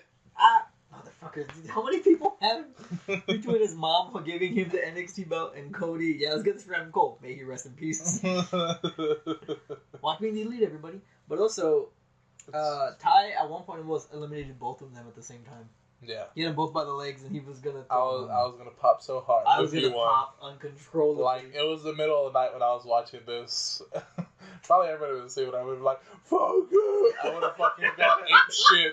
Because I love Ty. Were you doing that like I'm quite excited stuff? No, where I'm like, I fucking wake up people. Yeah, I would pop like a motherfucker. That's so tight. I'm sorry. I used to have to do like the quiet excited mouth, like, fuck, what the fuck? Yeah. Like, do you remember, I don't know if you remember, when we were watching, it was an NXT at Daniels. And, it was when Gargano and Ciampa won. Oh, they won the belts. Oh, for bro, When they won the like, I fucking yelled so loud. And then I realized, I was like, oh man, I may have maybe fucking freaked people out. But I was like, man, I popped really loud for that. Dude, we were around us, so like we were yelling Yeah. too. Dude, funny you say that, because I was doing the same thing when I was watching the fucking Kevin Owens thing. Oh, really? Yeah, like I was like laughing and stuff, like a lot of Joseph next door. Yeah. He was like, motherfucker, it was like 4 a.m. and I heard you laughing, you woke me up. I was like, motherfucker, I'm trying to sleep. And then I looked at him, I was like, now you know how it feels, right? And he was like, fuck you. I live alone, but I pop on shit. I mean, I'm sure my neighbors are just like, what the fuck is he always yelling about over there? And it's always wrestling. It's always wrestling. I'm always either That's very... not true. It's sometimes battle rap. It could be, but wrestling makes me... Oh, and you moved into the front room route, Yeah. right? Oh, that's, Wrestling- Wrestling makes Yeah. me pop to the point to where I'm... If you lived around me, you'd think I always have company. Because like, they're gonna fucking book him, but... I'm like, or like just little things like, yeah, that's what I like to see. Yeah, And then- I'm constantly talking to myself. Yes, dude, same. Constantly when I'm watching, I'm like, oh, okay, this is how they're gonna set up the fucking feud. I'm like talking to myself, Yeah. like, and my brother would come and he's like, what the fuck are you doing? And I was like, oh, I'm fucking doing Warhammer and I'm watching wrestling. Oh, shout out to you being honest and not trying to hide like some people. Well, fuck no. I don't talk to myself. No, just kidding. For- Jose's seen me, like, he'll be fucking over here playing my PS4 because he's already seen it. And I'm over here fucking talking to myself. Yeah, man. Yeah, I don't give a fuck. A lot of times, It's normal. Yeah. Yeah, but AJ picked up the win. Immediately. Oh, by the way, Kevin was ringside the whole time. Good commentary. Commentary. Right afterwards, he runs in, kicks his ass. Yeah. Good But- stuff. Hey, we've been waiting for that feud, though. Like the honest. They kept teasing it. Mhm. Round 2. Yeah. But I feel like, once again, Right. this is going to get nipped in the bud. I think it's going to be a Are they heel. saving it for SummerSlam? I feel like it's going to be either a powder or a heel win, not a clean win for either of them. So it's gonna be a second heel win. The second heel win, Okay. or maybe a powder. Mhm. You know, AJ eventually Owens is just like, I don't want to fuck this. I'm out. And then it's just like, all right, round 3, SummerSlam. Some stipulation maybe. Oh, yeah. He wins by some fucked up shit. Yeah. I So think there's it's- some, like, controversy towards it. Yeah, because the first time he A disqualification though? no, it was a count out because Yeah. AJ was setting up for the Styles Clash on top of the table, and I think he like swiped his leg and he got it caught in between like one of the monitor places, like the cutouts. Oh yeah, he got him stuck on. Yeah, he got Yeah. him stuck on there, and he was like hanging out. He's like, "Fuck, I can't get there in time." And Kevin just like, Slid in, yeah. just slid in like at like 8. Ring psychology, baby. Yeah, that's good. That's good stuff. But that's enough for SmackDown. I think let's move on to fucking NXT. There's some interesting stuff going on NXT. There's some really weird stuff. There's some really. The opening was Cassius and Hideo versus Sanity. Yes. If you haven't been keeping up NXT, Hideo Itami, also known as Kenta, from the amazing Japan. He's been going down a slope of. See, he's a heel, but he's also kind of crazy. Yeah, well, he has anger problems. That's his thing. Before, well, he was always booked. Well, he was booked as a face. Yes, he was always face. And then he had the first match with Only Lorcan, where he gave him like 3 go to sleeps. Yeah. And then that was like his heel turn, basically. But it wasn't necessarily a heel turn because he talked to Cassius for some reason instead of talking to Only Lorcan. Cassius is like the voice of reason. Yeah. But then he shoved him. Yeah. The most recent time after. It happened again. Oh, okay. I want to talk about that shit. The week before, where the week before when he calls out Cassius. Yeah. Cassius is a good fucking shorts. Guess what? He wears fucking shorts and a shirt with some fucking knee pads and his boots. He looks great. Kevin Owens. Yeah, fucking do it. Who cares? Yeah, him in underwear tights. I'm still not a fan of. I'm not a fan of. I understand that's ring gear. You know what? I'm a fat fuck. I'm not gonna judge him. I'm not gonna judge him at all. But you look way better with some fucking fight shorts, right above the knee. They don't have to be long. He can keep the jersey. Exactly. I'm completely fine with him keeping the jersey. Just get you some little shorts. Would it be too similar to KO? It would be very similar because they're like the same ring gear. They both have the initials KO. Yeah. Like. It would be too much. The KO thing you just brought to my attention. That's really? The initial thing. Yeah, I was like, I mean, yeah, so they're both big and they need shorts, but then you said no, I was like, okay, yeah, no. But he wears the jerseys, and he does wear the jerseys. He wears the jerseys and gives you some basketball shorts with the same shit. Kevin Owens wears sleeveless shirts. That he cuts before he wrestles that. They're basically jerseys. But they're not jerseys. They're cut off. They're sleeveless. I mean. I'm just. But here's the thing. You want to argue semantics? I'll fucking argue with you. They also, how many times have they done the Olympic wrestler where the onesie and the sweatband? How many people just wear fucking tights? It doesn't matter as long as it looks different. That's the point. But also because KO just has very simple stuff. Cassius is not a simple guy. He has very elaborate things, and I think he can make those shorts elaborate. But also, that's also a possible program that could happen in the future. That'd be awesome. KO and KO. Who's the real KO? Yeah, as a knockout artist. I haven't seen no one's in a strike match in forever. I would love to see that. Ooh, that'd be so sweet. Yeah, he can strike too. It's just he's best wrestling, but he can strike. Oh yeah, for sure. But so they have a tag team match. They had a tag team match. They have a tag team match against the Almighty Sanity. Mm-hmm. Which they lose because Hideo doesn't want to tag. Hideo doesn't want to tag because he thought that Cassius was just not there for him, but he got attacked and he was fighting off, I think, Alexander Wolf or. So what happened was he just refused to tag him.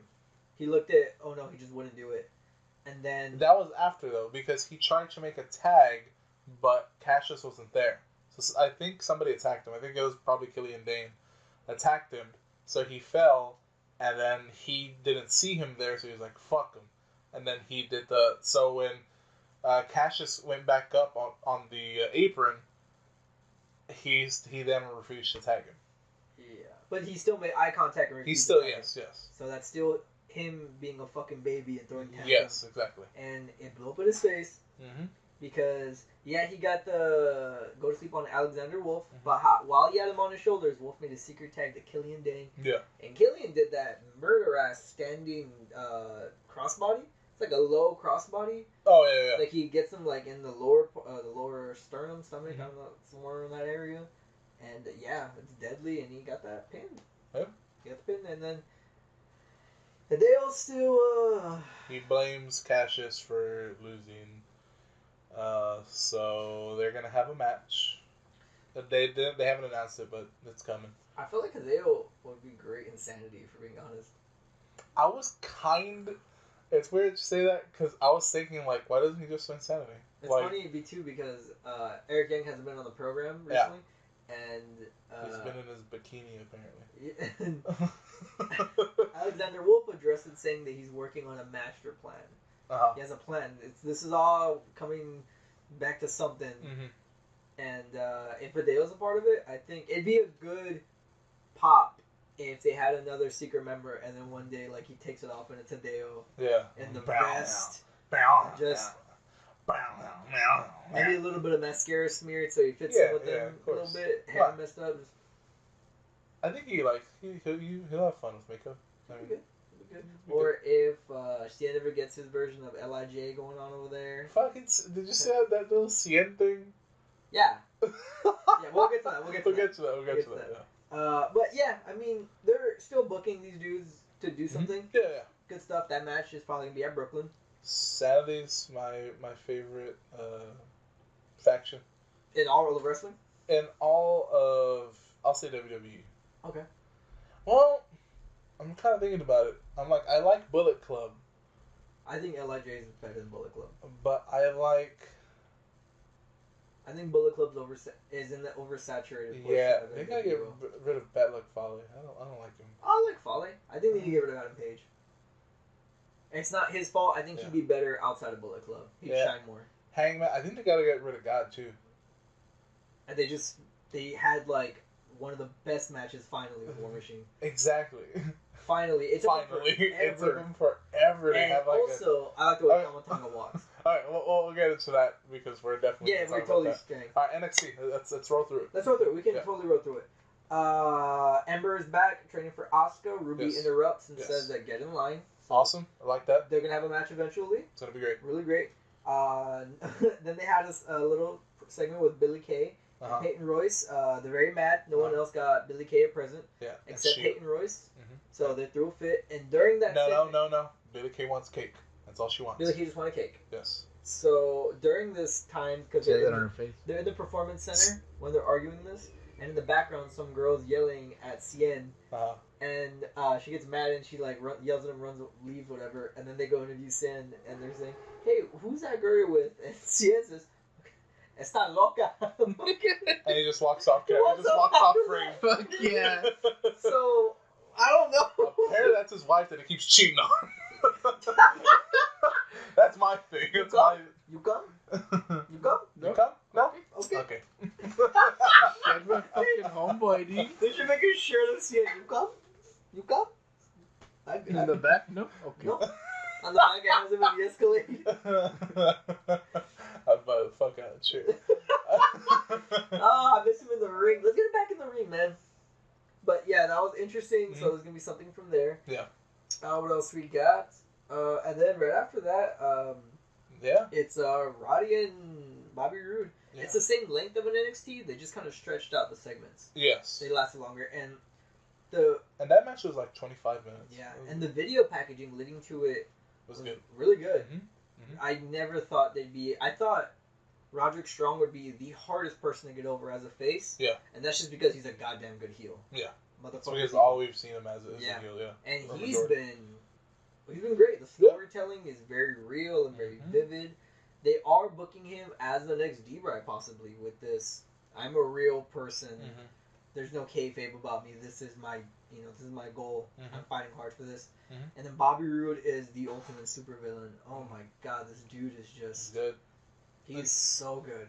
The match itself was so fucking good. It really was, man. This week, for just pointing it out, match of the week gonna be a fucking problem when we get to that segment. It's gonna be hard. It was just a really good match, and then honestly, Mauro sells the shit out of everything. Oh, I forgot he's back. Yeah. Mauro Nalo, he was commentator on SmackDown for a bit, but you'll know him mainly from CWC. So good as a indie wrestling voice. Yeah, and I mean, apparently he does a whole bunch of stuff. He does boxing, UFC. He does commentary for a lot of things, but so good at the way he was selling it, and Roddy won, in quotes, He and hit- then he hit an end of lost. heartache. Yeah. I love the way they booked this because when he hit it, Mhm. he got the 1-2-3, but Rude's leg was underneath the rope. Yes. So technically, they're not saying that Rude is better than Roddy. Yes. Smarter, maybe, that ring psychology Yeah. that's honestly been. All wrestling promotions have been working more with in-ring psychology angles Yes. than spot angles, Mhm. and I'm totally for it because it's Yeah. been great storytelling. After that, fucking the main man, fucking, God, I'm forgetting his name right now. The ref, motherfucker is Oh, Draken? Younger. Mhm. Younger had to do the call. Yeah. Say, I messed up, let's call off. While he does that, Rude gets up, he feels fine, and was faking it. Yeah. And he fucking chucks Roddy out the ring in front of his family. Mhm. Then he gets back down and slowly rolls out. Yeah. And he gives him that the glorious DDT in front of his family. Mhm. And one more in the ring. The Yes. second one in the ring was dirt. Yeah. Like, Jesus. It picks up that 1-2-3. Mhm. I love that match. That was a good match. That was a great match. Yeah, you gotta watch SmackDown and NXT, man. I will, for sure. Trust me, you would love both those matches. Yeah. That's a it for great- WWE. Do you want to go over the card for Great Balls of Fire or no? If you want, I mean, we can. There's still the G1. We don't have to talk about the whole G1 card. Just stuff we like from it. Yeah. I liked a lot of shit from it. Same. Okay, here's the thing: is like, I watched because basically both nights for G1 together is 10 hours, Yes. and then it's another 5 hours for Raw and SmackDown, Wow, I didn't think of it that way. and then NXT, NXT, and then I did see 205, but nothing really happened there, so Okay. not gonna talk about it. So honestly, this is the most. Oh, and I saw the fucking KO documentary. KO doc. I saw the Seth Rollins doc this week too. So alongside that. yeah, I've seen Wow. something around 17 hours of wrestling related shit. So almost a full 24 hours of just wrestling, and my brain is kind of fried, just from G1 itself because there's so many fucking good matches on that goddamn man, card. There was no filler in that card. No, and that's the thing is like, all right. So let's go over the first night. Oh, you want to break down the whole night? We don't have to break down the whole night. Just what we want to talk about from there. What? Okay. What comes off the mind immediate is I was surprised. I thought either Juice or Elgin were gonna take this thing. I thought Juice was gonna take it for sure. You saw my little the bracket I had laid out. I was completely wrong. They both were out first round. Yeah, Yeah, they both were out first round. first round. Which I was surprised about, but it wasn't disappointing. Juice had a great match with Sabre. Mhm. Elgin and Omega had a great match. Mhm. Paige and Lethal had a great match. Yes, Yeah, and who those matches. Who you think was gonna win one of those matches? All three of those matches. Yes. Entering in, you'd be like, oh, this is person has a little more star power. They're gonna win that match. Yeah. That's exactly what happened. Yes. So I was okay with those matches. Mhm. As far as I was booked. Ishii and Naito. That one I was actually surprised about. That's the one. That's the one where I was just like, that's because I haven't. To be completely honest with you, I haven't seen a ton of New Japan, Mhm. and I never really paid attention to Ishii, and Ishii is so fucking good. Like, Tough. exactly. Tough. Oh my It God. was. It's been a long time since I've seen a wrestler that's just like, I know that guy's stuff. Like, inside the ring, outside the ring. Like, that guy's fucking Oh yeah, man. the Stone Pitbull. Great name. Great nickname. So I just looked at those matches and I was like, God damn, I did, because I was looking at that, I was like, who's gonna win? Maybe Naito, because he just had the Intercontinental. He's probably looking for another title. He'll probably make it to the second round. Yeah, and Naito has beaten Ishii clean before. Yes. So I was like, okay, Naito's just gonna go up, and then Ishii won, and he won clean.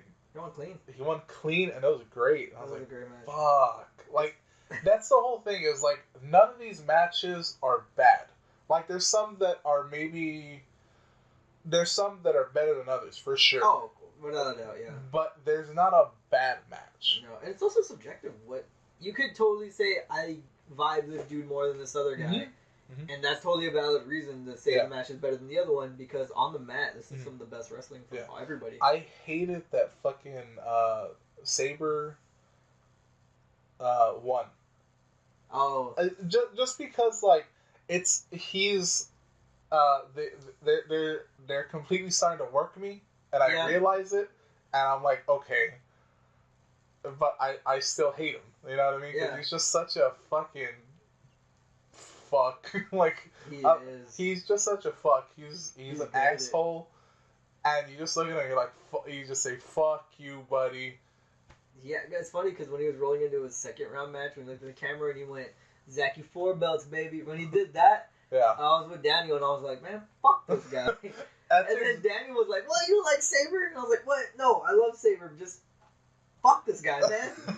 That's the thing. I was like, this motherfucker has 3 goddamn belts. He's on a fucking fork. I was so pissed. I was like, this motherfucker better not. I was gonna be so mad. Oh, but he looked good, man. And Juice looked good, man. Juice looked great. And I honestly put my money on Juice because I was like, man, this guy's been working his ass off recently. He's having some great matches. And he has a good look.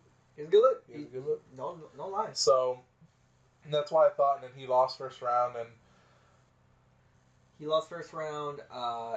Dino lost first round. Hangman Page lost first round, but Hangman Page had one of the best matches I've ever seen him in. That was a great wrestling match from Page. Him and Jay. Yeah, I don't think I've ever seen them wrestle together. That was a good fucking match. That was a good fucking match. Even in ROH, I don't think I've ever seen them. I usually see him mostly in tags. If he isn't single, it's not low card, but it is lower card. It's like a random off match. It's that rarely ever for a belt is ever involved or like some type of story angle. It's just like special attractions match. There you go. It's usually that. But this, him to be in the tournament and him and Lethal in the first round, it was just, that match was great. And it was great for both of them. Lethal looked great and Page looked great. I love that match. And then Omega picked up on Elgin. I was surprised by that. I really was. I get it. Omega is the star, but giving the bookings, I thought he wasn't. Exactly. That was my whole thing. It's like, oh, he's gonna have fucking Okada 3. Like him and Okada are gonna have at the G1. At the G1, they're gonna have another 3. Yeah. So why are they gonna give him the belt? I don't know. But then, like, I started looking, I was like, man, he's just so fucking good. He really is. I love he has V trigger knees because it's a Street Fighter thing. He's a big Street Fighter guy. Yeah. So I love that he calls it that. And he just looks so fucking brutal. He hit so many of them. Before he called his finisher the One Winged Angel, he also called it the Omega Weapon. So. Oh really? Yeah. Final Fantasy. He's a video game nerd, man. Yeah, he's a fucking nerd. But what else? I don't really want to talk about tag team matches because they're good, but they're just tag team matches to me. I mean, I thought on the mat for both War Machine and the Guerrillas of Destiny. Well, that was night 2. That was night 2? Yes. No, that was night 1. I saw that match. Night 2 was the Bucks and. Oh, night. Yeah. Night 2. Yeah. Night 1 was them, and they both. I like both of those tag teams. I like for different reasons. Ray Rowe, I saw blind once. Actually, the first Ray Rowe match I ever saw was against Chris Hero. Oh, really? We went up to Austin to see Chris Hero. We left Ray Rowe fans. Because that motherfucker is great. Yep. And I keep calling people motherfuckers today. That dude is just so good in the ring. And Hansen is good too for a big guy, but also in this match, Hansen was just a good wrestler, period. Yeah. And both the Guerrillas of Destiny were great. I love the way Tama Tonga walks to the ring. He's fucking in the camera, and then he crawls, and then. Yeah. And it was such a good vibe from both of them. Yeah. It was a pretty. I have to admit, it was a pretty good match. I really like that spot where what's his name? Tamatoa? Tongaroa. Camacho. Yeah. I don't want to call him Camacho, but Tongaroa, where he just kept no-selling, who was it, Rowe? Yeah. He just kept no-selling him, and then, like, Rowe does this fucking hard-ass... I remember what he did. It was like a hard-ass hit, and then Tongaroa's like, he puts his, like, fingers like, that was a good one, and he just drops his knees. A lot of attitude in that match. It was... Yeah. Yeah, a lot of character development. Was yeah, good. for sure, man. And it was good because I had always seen those guys, and I was like, they're tag team. they're tag team, Yeah. and I was like, it's fine. Who? Both of them. Both okay. the teams, yeah. God. I want to say Gog because I'm a comic book nerd. Game over, Greggy.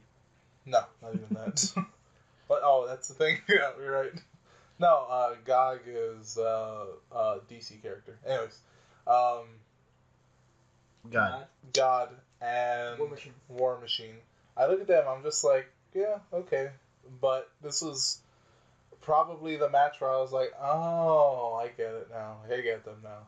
It took a fucking long time because I'd seen a good amount of matches with War Machine and ROH, not in New Japan, and I never saw a lot of God. Mm-hmm. There's very few times where I'd see them. But yeah, I'm okay with it. I think that was a match where it shows it's a time and place. Mm-hmm. It being a New Japan match, but also it being a New Japan match to a USA crowd, totally worked in their favor. And they felt off that energy, and they delivered. Yep. Yeah. All right. And then Cody and Okada. That's what we got to talk about. Okay, so when I thought about that match, I didn't think it was going to be as good as it was. Okay, I agree. Yeah. I didn't think it was going to be shit. I know a lot of people were upset that Cody was booked next for Okada. I thought it was interesting. Mm-hmm. I was like, yeah, cool. Yeah. But when they actually were wrestling, I didn't think it was going to be that good. It was a great match. Yeah. Just because, like, Cody works such a weird style. He does. And I was like, I don't know if Okada's really gonna vibe with it. Yeah, I don't know how it's gonna be. So, like, every time leading up to that match and they'd show it, I was like, the lead up's good. Like, the way they kind of booked it, or he challenged him, he spits the beer. It's beer, okay. He spits the beer in his face and all that kind of stuff. It's like, okay, it's very simple, very quick to get him into a match. Like, set up the feud. But every time I look at Cody, I'm like, man, you're an odd dude. Like, you do some weird things. Just in the way he does moves, like the style, just the style he works is just so odd. And I was like, how is it gonna work with fucking Okada, who's like this, like, he's Okada. Like, there's no other like way to say it. He's just like a great wrestler. He is that perfect kind of blend of like brick shithouse and like a little bit of high flyer. He's just he has his own style. He's like a total package unto himself. He's on his own tempo as far as how he chooses to craft his product. He definitely found. He found a way just to be polarizing because his entrance too. I was like, man, fuck. This is really cool. Yeah, you just see it. You're like, yeah, I can totally see why you're the guy for this fucking thing. He carries himself well. Yes, very much does. And he backs it up with his wrestling too. Mm-hmm. Dude, he totally does. And he's like fucking my age. God damn it! You know what's crazy thing? The fuck am I doing? What am I doing? I'm talking about it on a fucking podcast. So the wrestling fan of me loved it, but also the little fucking smarky part of myself that I have to fight was thinking about the bookings, and I think they booked that with the intent that like Cody would be the crowd favorite. Yeah. And it wasn't the case even remotely. Did y'all get that vibe too? Yes. Because I was like, oh, they probably thought, oh, American crowd, they identify with Cody. Yeah. He's part of the Bullet Club, one of the biggest things. Yeah. So he's not gonna win, but he's gonna look really good. Yeah. Like, it's the way they're gonna book the match. And then when Okada comes out, like, the whole vibe of the place changed, and everybody loved him. If you weren't an Okada fan when it started, you were an Okada fan in that moment. Yeah. Like, there's just something about him. So, but it was a good match. I didn't know if it was going to be how it was going to be, or I didn't think it was going to be that good. Turned out to be probably... I don't know if it was the match of the night for me, but it's in the top 3 for that night. The booking was so good for that because also Cody's was undefeated in New Japan, and I was talking to Brian about this. I love the way they rank Okada's reign, because in WWE and other wrestling promotions they book it by days. Mm-hmm. They're booking Okada and his reign as far as the way you would book boxing or MMA. Yes. They say Okada is 6-0 with the belt, and I was like, Yes. that is such a little thing, a little detail. That's the whole thing about New Japan. But it's a legit sport. It's effective and it works and it carries like I don't even want to say kayfabe because he's like a real dude. Yeah. It carries so well with his presence, like Mhm. the 6-0 champ Okada. Mhm. I was like, fuck, that is good. The other thing that I like about it is that it makes it seem obtainable. Yes. Mm-hmm. Mhm. Like It's if he enters his title reign with like 9-0, Mhm. the next person that has it, you're just like, they just gotta win like 10 9 more matches. matches, Yeah. and they pass his reign already. Yeah. But like if you think about it, that's a lot of matches. That is a lot of matches, and then you like, Especially the people he's had. yeah. Yeah, like Fale, Suzuki, fucking Shibata. yeah, like if every match is as good as that one, Mhm. and as epic as the Cody one, or Mhm. like the Kenny Omega one, Yeah. it has to be really fucking hard for it to be like 9-0. You know what I mean? Like Yeah. It's like Mortal Kombat rankings. The thing that I always look at New Japan for some reason, I don't know why. I look at New Japan, like the nerd in me is like, it's math. Like they take like statistics to them are probably like a very big thing. You know what I mean? Mhm. Just like in a kayfabe sense, I look at them, I'm like, these guys are fucking crunching numbers to see who's gonna be the next number one contender. Because in WWE, it's all like, I hate you, so fuck you. I'm gonna keep messing with you until you give me a number one shot. And then New Japan, I'm like, oh, this guy totally has like 85% win rate, Yeah. and he's won 15 of his last 16 matches. He has to be the next number one because it's very like I just think of mathematical, like Yeah, man. statistics. Also, they all like the whole Young Lions thing. Yeah. So it's a matter of like Okada was a young lion once, Mhm. and it's that matter of you can show up as a nothing. You can be brought up as you're a guy on the wrestling show. That's who you are. Period. You're the guy on the wrestling show. That's about it. Yeah.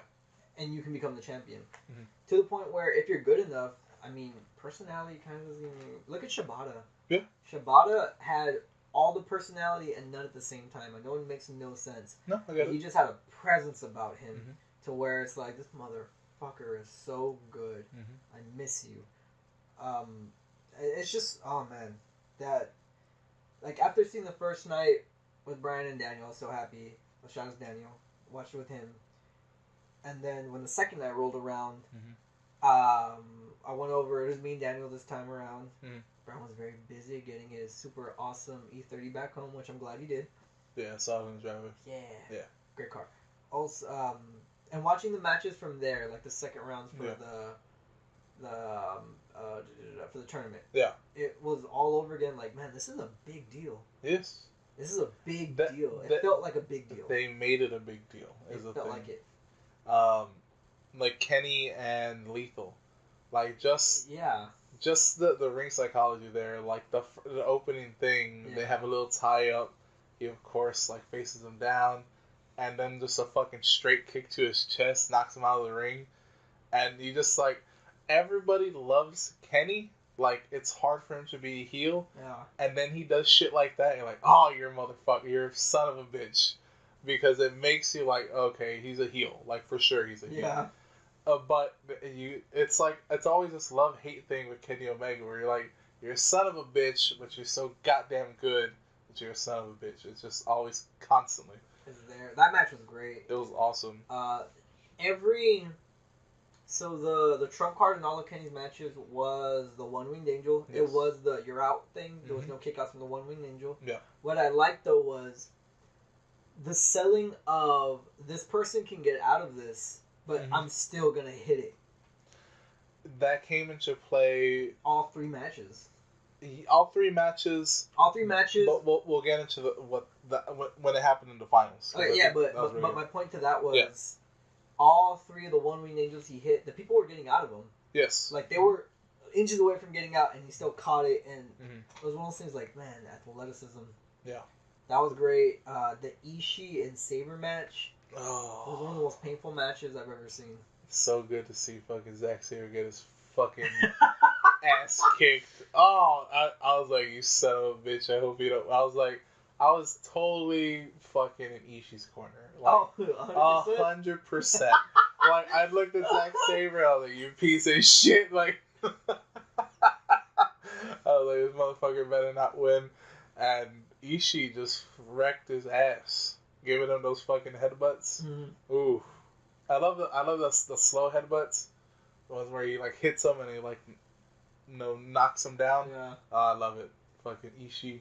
He's made a fan. I want that Stone Pitbull shirt. It's a good shirt. Wrestling Tees? ProWrestlingTees.com? Yeah, I'll let you do it. He picked up the win with that. He has that money brainbuster. Mm-hmm. Oh, that Brainbuster is so brutal. It is brutal. So yeah, in the finals it was Kenny and Ishii. Yeah. Is there anything we want to talk about before then? Any other matches that were? Yeah. Roppongi and the Bucks probably had their best go about ever. Oh shit! I almost forgot about that. Yeah, that was in itself so good because everybody looked good. Yeah. And the Bucks also did their shout outs to Meltzer's father who passed away. Yeah. With that amazing Meltzer driver. The Swanton The Meltzer springboard fucking. Springboard A lot of Swanton. words. Yeah. A lot of words, Meltzer driver. Yeah. It was a great spot, and then he did the prayer and said, "Rest in peace." And then, Well, that was the first time because they did it outside. no, he did it that time too. He did it the second Yeah. time too. I didn't see He put that. his hands together, said, "Rest in peace," and Mhm. everyone was chanting Meltzer. Yeah. Oh, that had to be so good for that guy. Yeah. It's a He shitty thing. he said that and this dude. It's funny enough that he didn't watch New Japan Live because he's watching Slammiversary to cover that for TNA. Really? It's his job, man. You know, Huh? it's his job. And he TNA said later pays the on bills, apparently. they saw him and his family saw the Bucks match Uh-huh. because what they told him. Yeah, yeah. And they said his whole family was in tears. Like, they were so happy Nah. from seeing that. Huh? The wrap-up of the match, was the Bucks winning again. Yes. And then Roppongi Vice had a message. Mm-hmm. Rocky Romero said farewell to his friend Trent Beretta Mm-hmm. because he's moving up to the heavyweight division. So he's gonna have a singles run. Singles run, which Awesome. I am ecstatic. Yeah. Trent needed it.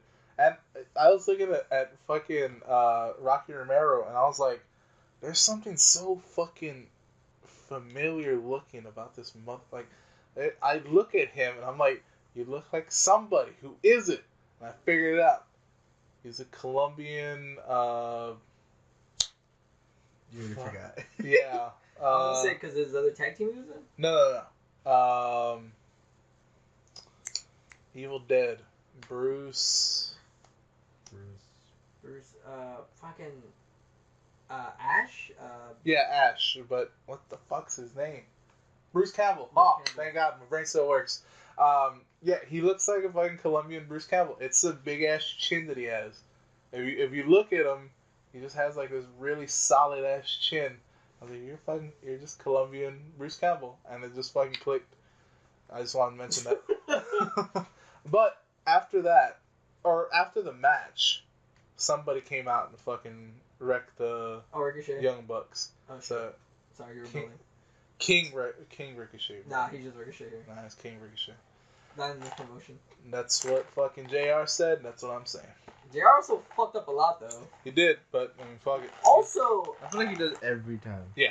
I mean, dude, this night he was fucking up quite a bit. Yeah. But also, the cameraman was fucking up Oh yeah. all weekend. Oh yeah, he missed like so many fucking things. That, and then he couldn't do the Okada zoom out correctly, Mm-hmm. so those were always late. Axis, Was it a? Axis, get it together. Yeah. Like the Okada would do it, Yeah. and then like it was like a second to where I was like, "Where's the?" And then boom, like, and it was too fast of a zoom. I was like, Yeah. "What?" At one point, his arms were already down when they did it. But It was bad.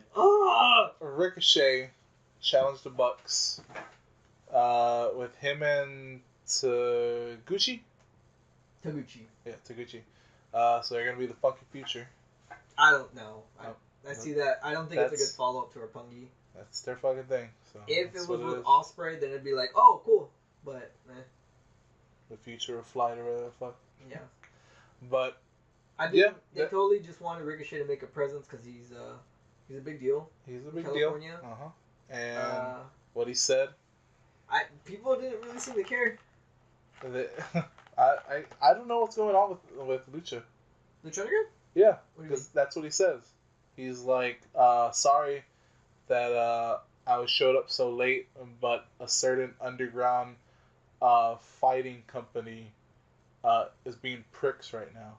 Oh, that's funny. So I was like, he's talking about UFC. I was like, is he a shoot fighter? Like I was like, I've never seen this guy like in a shoot fight. And I was like, underground. Oh, fucking Lucha Underground. So apparently something's happening with Lucha Underground where they might be trying to have their talent as their own. That won't work with exclusive. Yeah, they might have They might try to do exclusive. Why do these companies try that? It didn't work for Ring of Honor. It didn't work for TNA. They don't want them getting injured anywhere else, I guess. I don't know. Honestly, I don't know about anything. It's just what he said. It was just like some underground fighting company is being real pricks. And then nobody really was like, I guess he worded it in such a way that everybody was like, it flew by me. Yeah, I was just like, what? I thought he was just trying to be like, I'm cool, I'm late because I was in a fight club. I was like, alright, well, fucking... No, apparently something's going on with Lucha, and I'm assuming they're trying to get exclusives. I kind of felt bad for Ricochet for that moment. It was and this is gonna sound weird, but it was the least amount I've ever cared about Ricochet in the ring. You need. Following that amazing match, he needs to be wrestling. It just wasn't. Don't show him talking too much. You'll get to that. But on a night like that, you need him wrestling, not talking. I just think it would have been better if they faded out with Roppongi. Yes, that would have been great. We're gonna have a break. It just wasn't a good time for him. Yeah. Some people even booed. I can believe that. Yeah. But yeah, the important thing is Roppongi is no more. Roppongi Vice is no more. RPG. Yeah. RPG. RIP. RPG. But yeah, I'm excited for Trent's fucking solo run. He's proven that he's a good guy. Mm-hmm. He knows how to wrestle. I loved his how he sold, his psychology. Oh yeah. Throughout the match. He's definitely gotten amazingly better. Yeah. If there was a most improved award for this year, I think he'd get it. He's just and I'm not saying he's ever been bad. Just how much his star power and his presence has grown. Mm-hmm. I felt like he doesn't even know how big of a deal he is. It's one of those things. Yes. Seems like such a regular guy. Mm-hmm. He's a big deal right now. Yes, yes. And I have no problem, no doubt that Rocky will find another partner. Because Rocky, and I don't mean this as an insult, he's a great tag team wrestler. Yes. Don't mean that as an insult. Yeah. He is a tag team wrestler. There's just, sometimes there's just those guys. Yeah. They flourish as a tag team. Yeah. So I'm completely fine. Following that match, okay, so we gotta get into it. Final match. No, I have two more things I want to say. Alright, go for it. LIJ had a match against some guys from AAA. Dragon Lee was in the mix. I love Dragon Lee. Jay White and Jushin Liger. The only Jushin Liger matches for the weekend were 4-on-4, 5-on-5 matches. Yeah. But still, he had a great entrance with them. But the match with them and LIJ was so good. And LIJ's entrance and their presence, it just, man, best faction in the world in my opinion.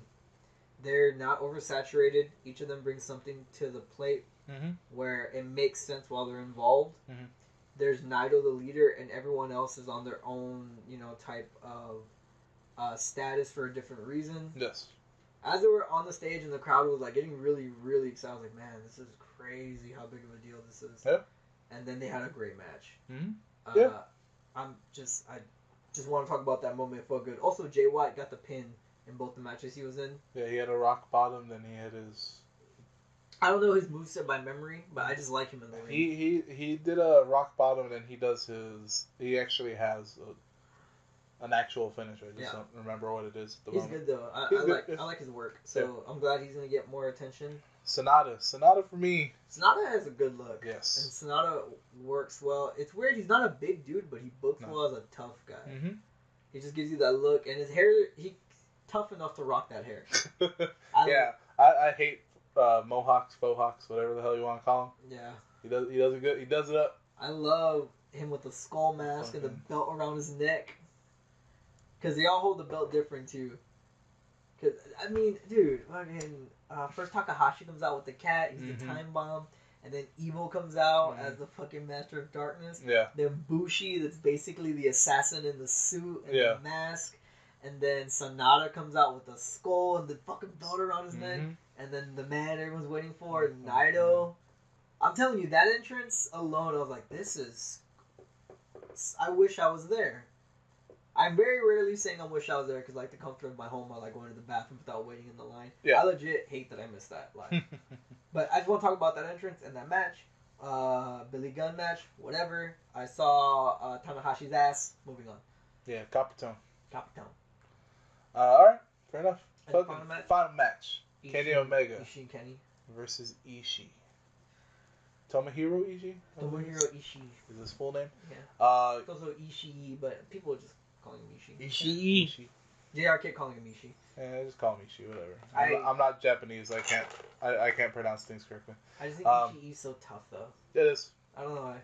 I want Ishii to tag with Big E. 3 ain't enough, man. Don't pay a bull.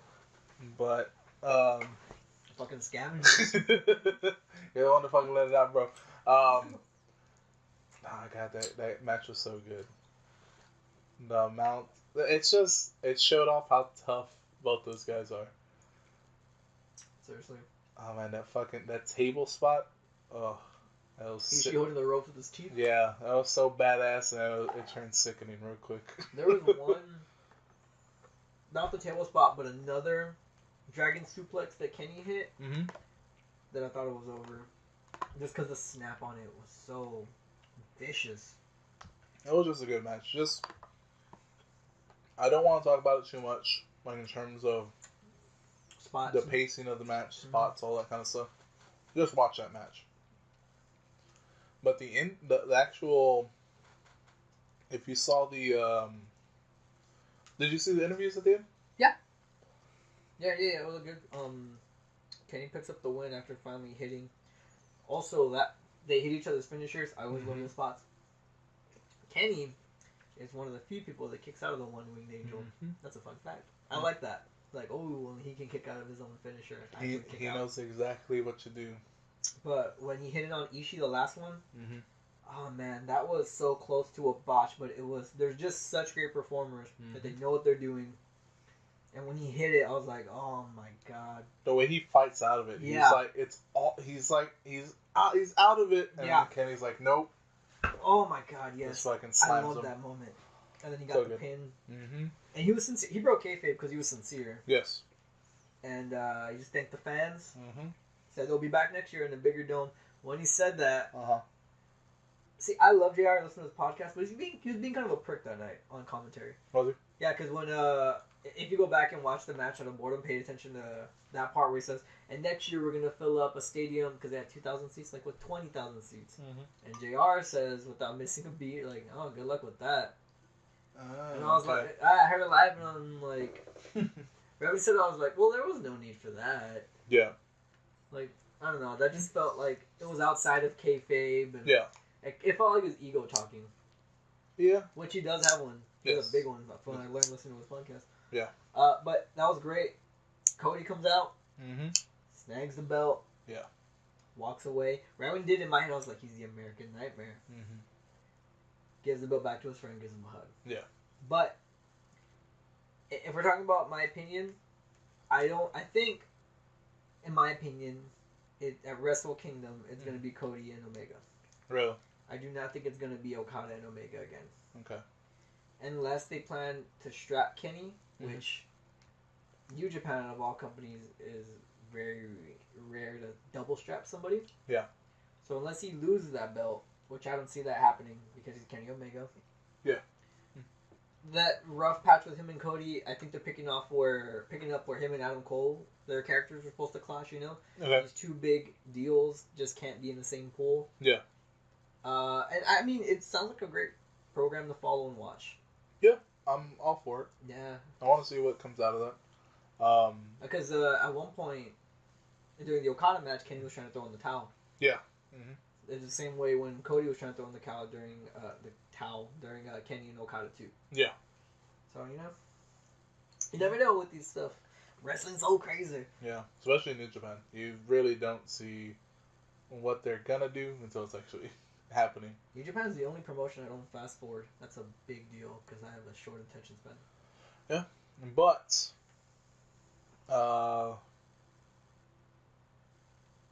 man, Ishii, I said it. Ishii, man, that made me sad.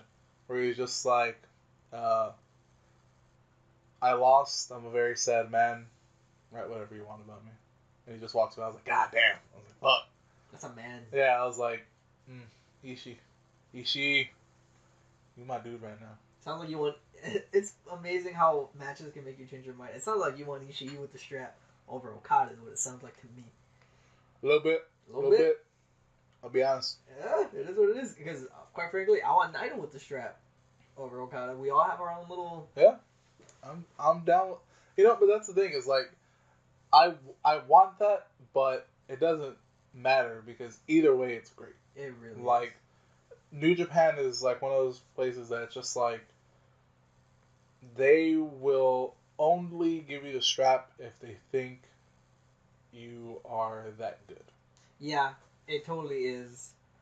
It's a status symbol, and the crowd does treat you like it. It's not like in other promotions where if they strap you, the crowd's like, oh, like I give a shit. Yeah. No, exactly. here it means something. It means something. Mm-hmm.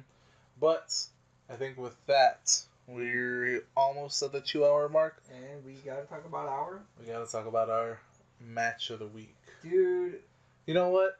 Because we've missed quite a few because of technical difficulties and such, how about we have 2 matches of the week?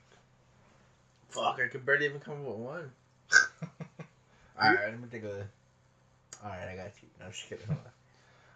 As for me, I think Ishii and Zack Sabre Jr. You gotta watch that match. Watch Zack Sabre get his fucking ass kicked. That's what you gotta watch.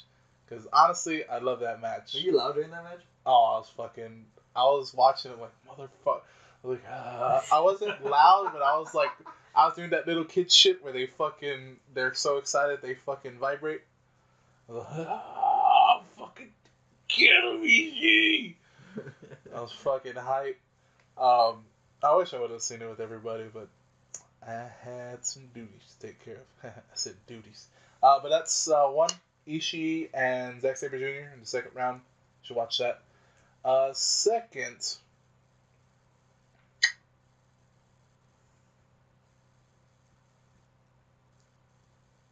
Is Ishii gonna be in both your matches of the week? No, he's not. I was like, I wonder if he's gonna double Ishii. No, not double Ishii. You know what?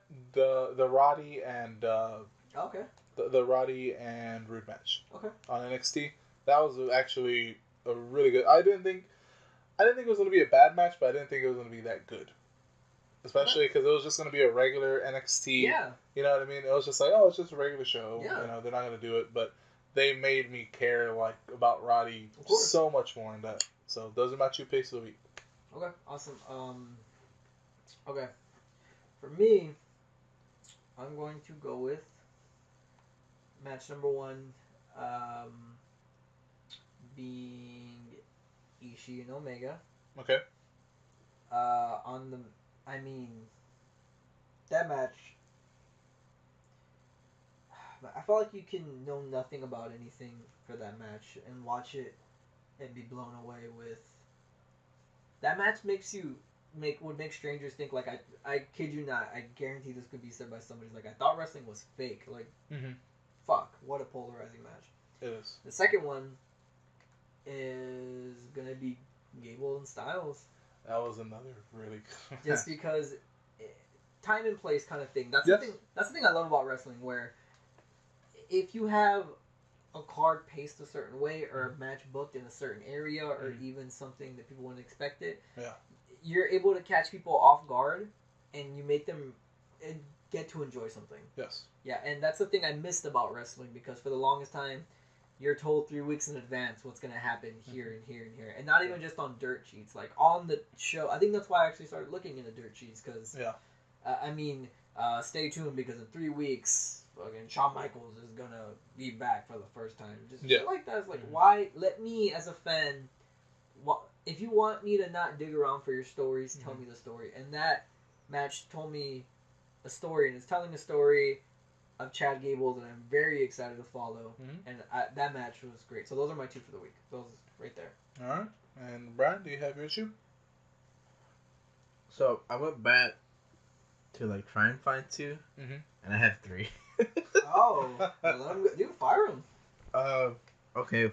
So my first one is Elgin and Omega. Oh, okay. Just because it was a fucking good match from night 1 of the G1 special. Okay. Cause I didn't realize how into the match I was until they had a false finish, and then I literally like jumped, and like me, Jose, and Daniel, all 3 of us were like, oh shit, like we're all like, fuck, they're working us, damn it. All 3 of us. We thought that was it, and then they did it again, and again we all like kind of like, it wasn't as big, but we all like jumped. So that one was a good one. It was just a damn good match. I forgot how good Elgin could work. I hadn't seen him wrestle in a long time. I'm very surprised. It feels like a long time, because I think he's just been doing New Japan stuff, right? Yeah, it for the seems majority, like the next one was last week. I think it was last week's SmackDown. Okay. Baron Corbin and Sami Zayn. Really? They had a really good match. Huh. And again, it was one of those like, damn, like I don't know if it was Sami Zayn or what, but I enjoyed Baron Corbin. Baron Corbin won that match. And they show like Nakamura like in the background watching the match or whatever. Yeah, that was a really good match. Like I remember watching it, I was like, yeah, surprisingly that was really fucking good. Like I liked it a lot. Fair enough. I don't know if it's just Sami Zayn or Baron Corbin's getting over with me, but it's probably Sami Zayn for you. Probably, but it was a good match. And then the last one was from NXT last week. It was Hideo Itami and Oni Lorcan. Okay. Where I forgot about that. Man. Hideo gets his nose busted open. Yeah. And it might have been broken. Yeah. So they just, it was a no contest. Yeah. And then he comes back out. And then they have a fucking brutal ass match, and only Lorcan gets injured basically. But he's like, I'll still go, fuck it, and then he loses. Yeah. So that was a good match. That was a good match too. I just really liked how fucking tough they showed both of them, and I think that was a better showing for Oni, actually for Hideo too, but they present him as a tough guy, and Oni too. But it's always like, oh, this guy's just a fighter. Like, he'll fight anybody. Yeah. And then he just kind of has he has a match. Like, yeah. He has good matches, but they're not really like strong style matches. Yeah. Like, it doesn't seem like some of them, like the one with Jen was hard hitting. Yes. From a couple pay-per-views ago, I think it was. I think it was just a regular NXT, but I think it was a few months ago. Yeah. But for the majority, they're just kind of like, they're good matches. And this one, it actually showcased him being, like, a fucking tough-ass dude. Yeah. Which I really liked. Which was perfect because, he was knocked out. Yeah. With to go to sleep 3 times. And he's last week, the week before, yeah. And that's why I was like, is this a work or did this just happen? Because I don't know. Yeah. But I was like, how do you plan to, like, have your nose bleeding? Yeah. So I was like, unless you, like, absolutely know, like, hey, I've had nosebleeds for like the last hour, so we can work that into the match maybe. Like, I don't know how that I don't know how you would have planned for that, but I was like, I guess it's not a work. Yeah, I think he had to get like stitches or something. Like, I don't remember. But, he was really busted open. Yeah, it was a few of those European uppercuts in the corner. Yeah, I think the similar thing happened to Joe in one of his matches with Finn. Yeah, and they kept stopping the match. Yeah, and funny enough, he didn't let them. He was just like, fuck this, and right back in the ring. Yeah. The same thing happened with Kevin when he debuted against CJP. CJP. Juice. Yeah, he fucking did the palm strike, Mhm. and he actually like cut him open. He had to get stitches, and like the rest of the night he was fucking bleeding all over. Yeah, like he kept bleeding throughout the match. Yeah. But then like later on when he came out at the end of the show when Yeah. Sammy won the belt, he was still bleeding, like busted open. What's crazy, what's cool is like even though it was an accident, that actually made him look tougher in the match. Yeah, yeah. It's funny how sometimes it works out just for the better. So those are the three. Those are the matches. You know what? He had 3. Do you have a third? Did you have a third? Yes. Oh, are you just waiting on me? If I have to have a third, then I have to throw in that Rude and Roddy match. And if I had a third, it'd have to be that Gable and fucking AJ match. On all cylinders. Wrestling was firing on all cylinders this week, baby. It really was. And I didn't watch any of it Don't worry about it. except for the first night of June. We'll get you caught up and we'll slap you. Get you Kata.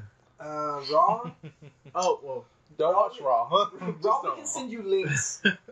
I'll YouTube it. Yeah, just YouTube. WWE does the YouTube highlights. Mhm. I'll do that. Just do that. Boom. Yeah. SmackDown. Watch SmackDown. all of SmackDown. Watch all of I'm them. all of it. Fuck.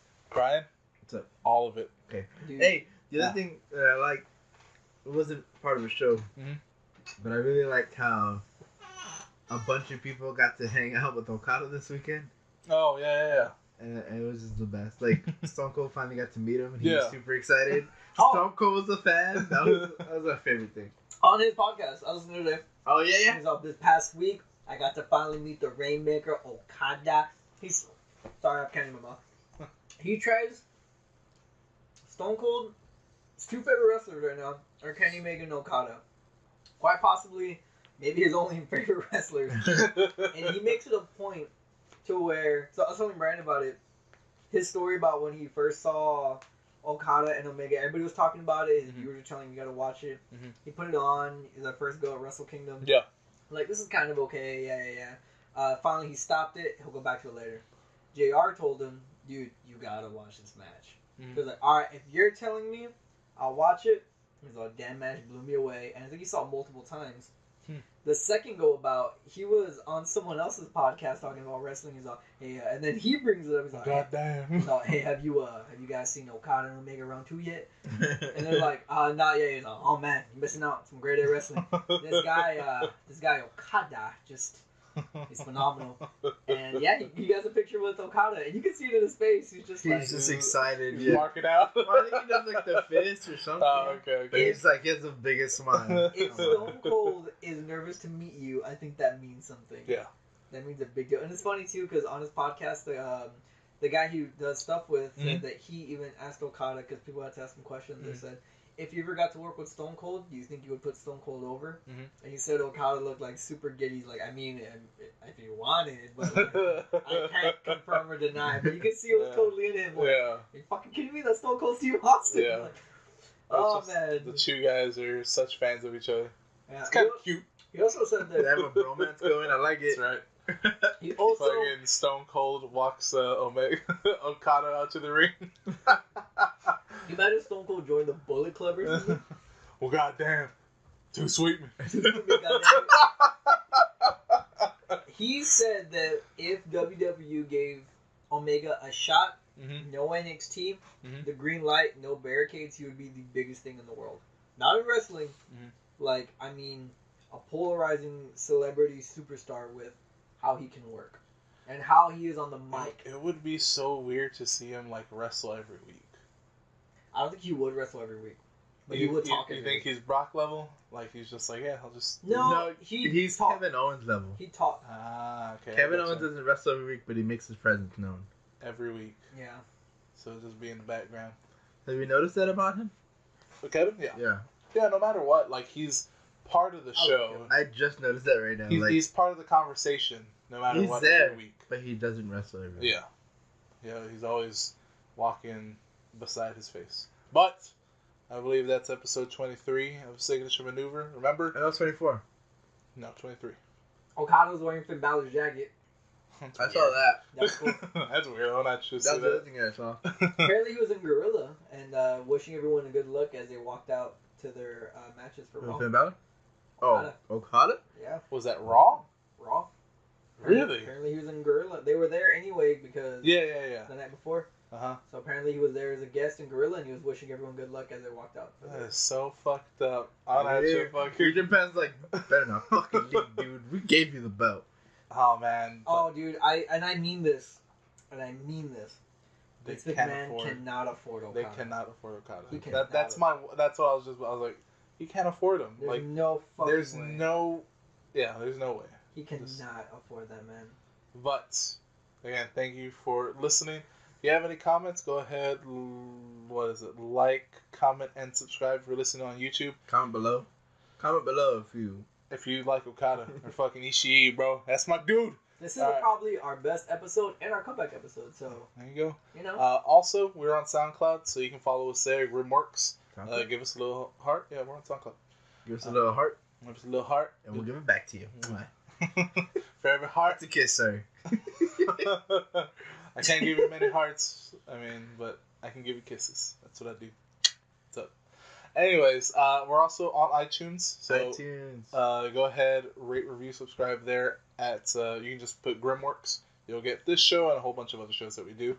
And even if it's a good or bad review, it helps the algorithm. That's what I hear. I don't know. Yeah, that's what we keep hearing.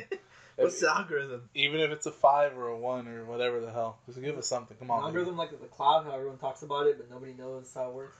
Everyone talks about it. I sort of know how it works, but not really. I mean, I kind of figured math and shit.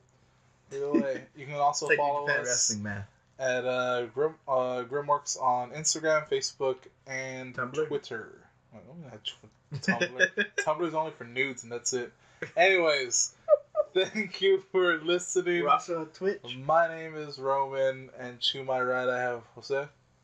We're starting over. So yeah, why are you doing that? On Raw this week, it's an outro. Enzo had a great fire promo. And we also have Brian. You know they have Cass wearing the shirt inside out now? Yeah, that dude needs to get his own shirt. Bye. Hey, wait, hold on. Fuck James Storm. Right now, the best time to be watching wrestling. Yeah.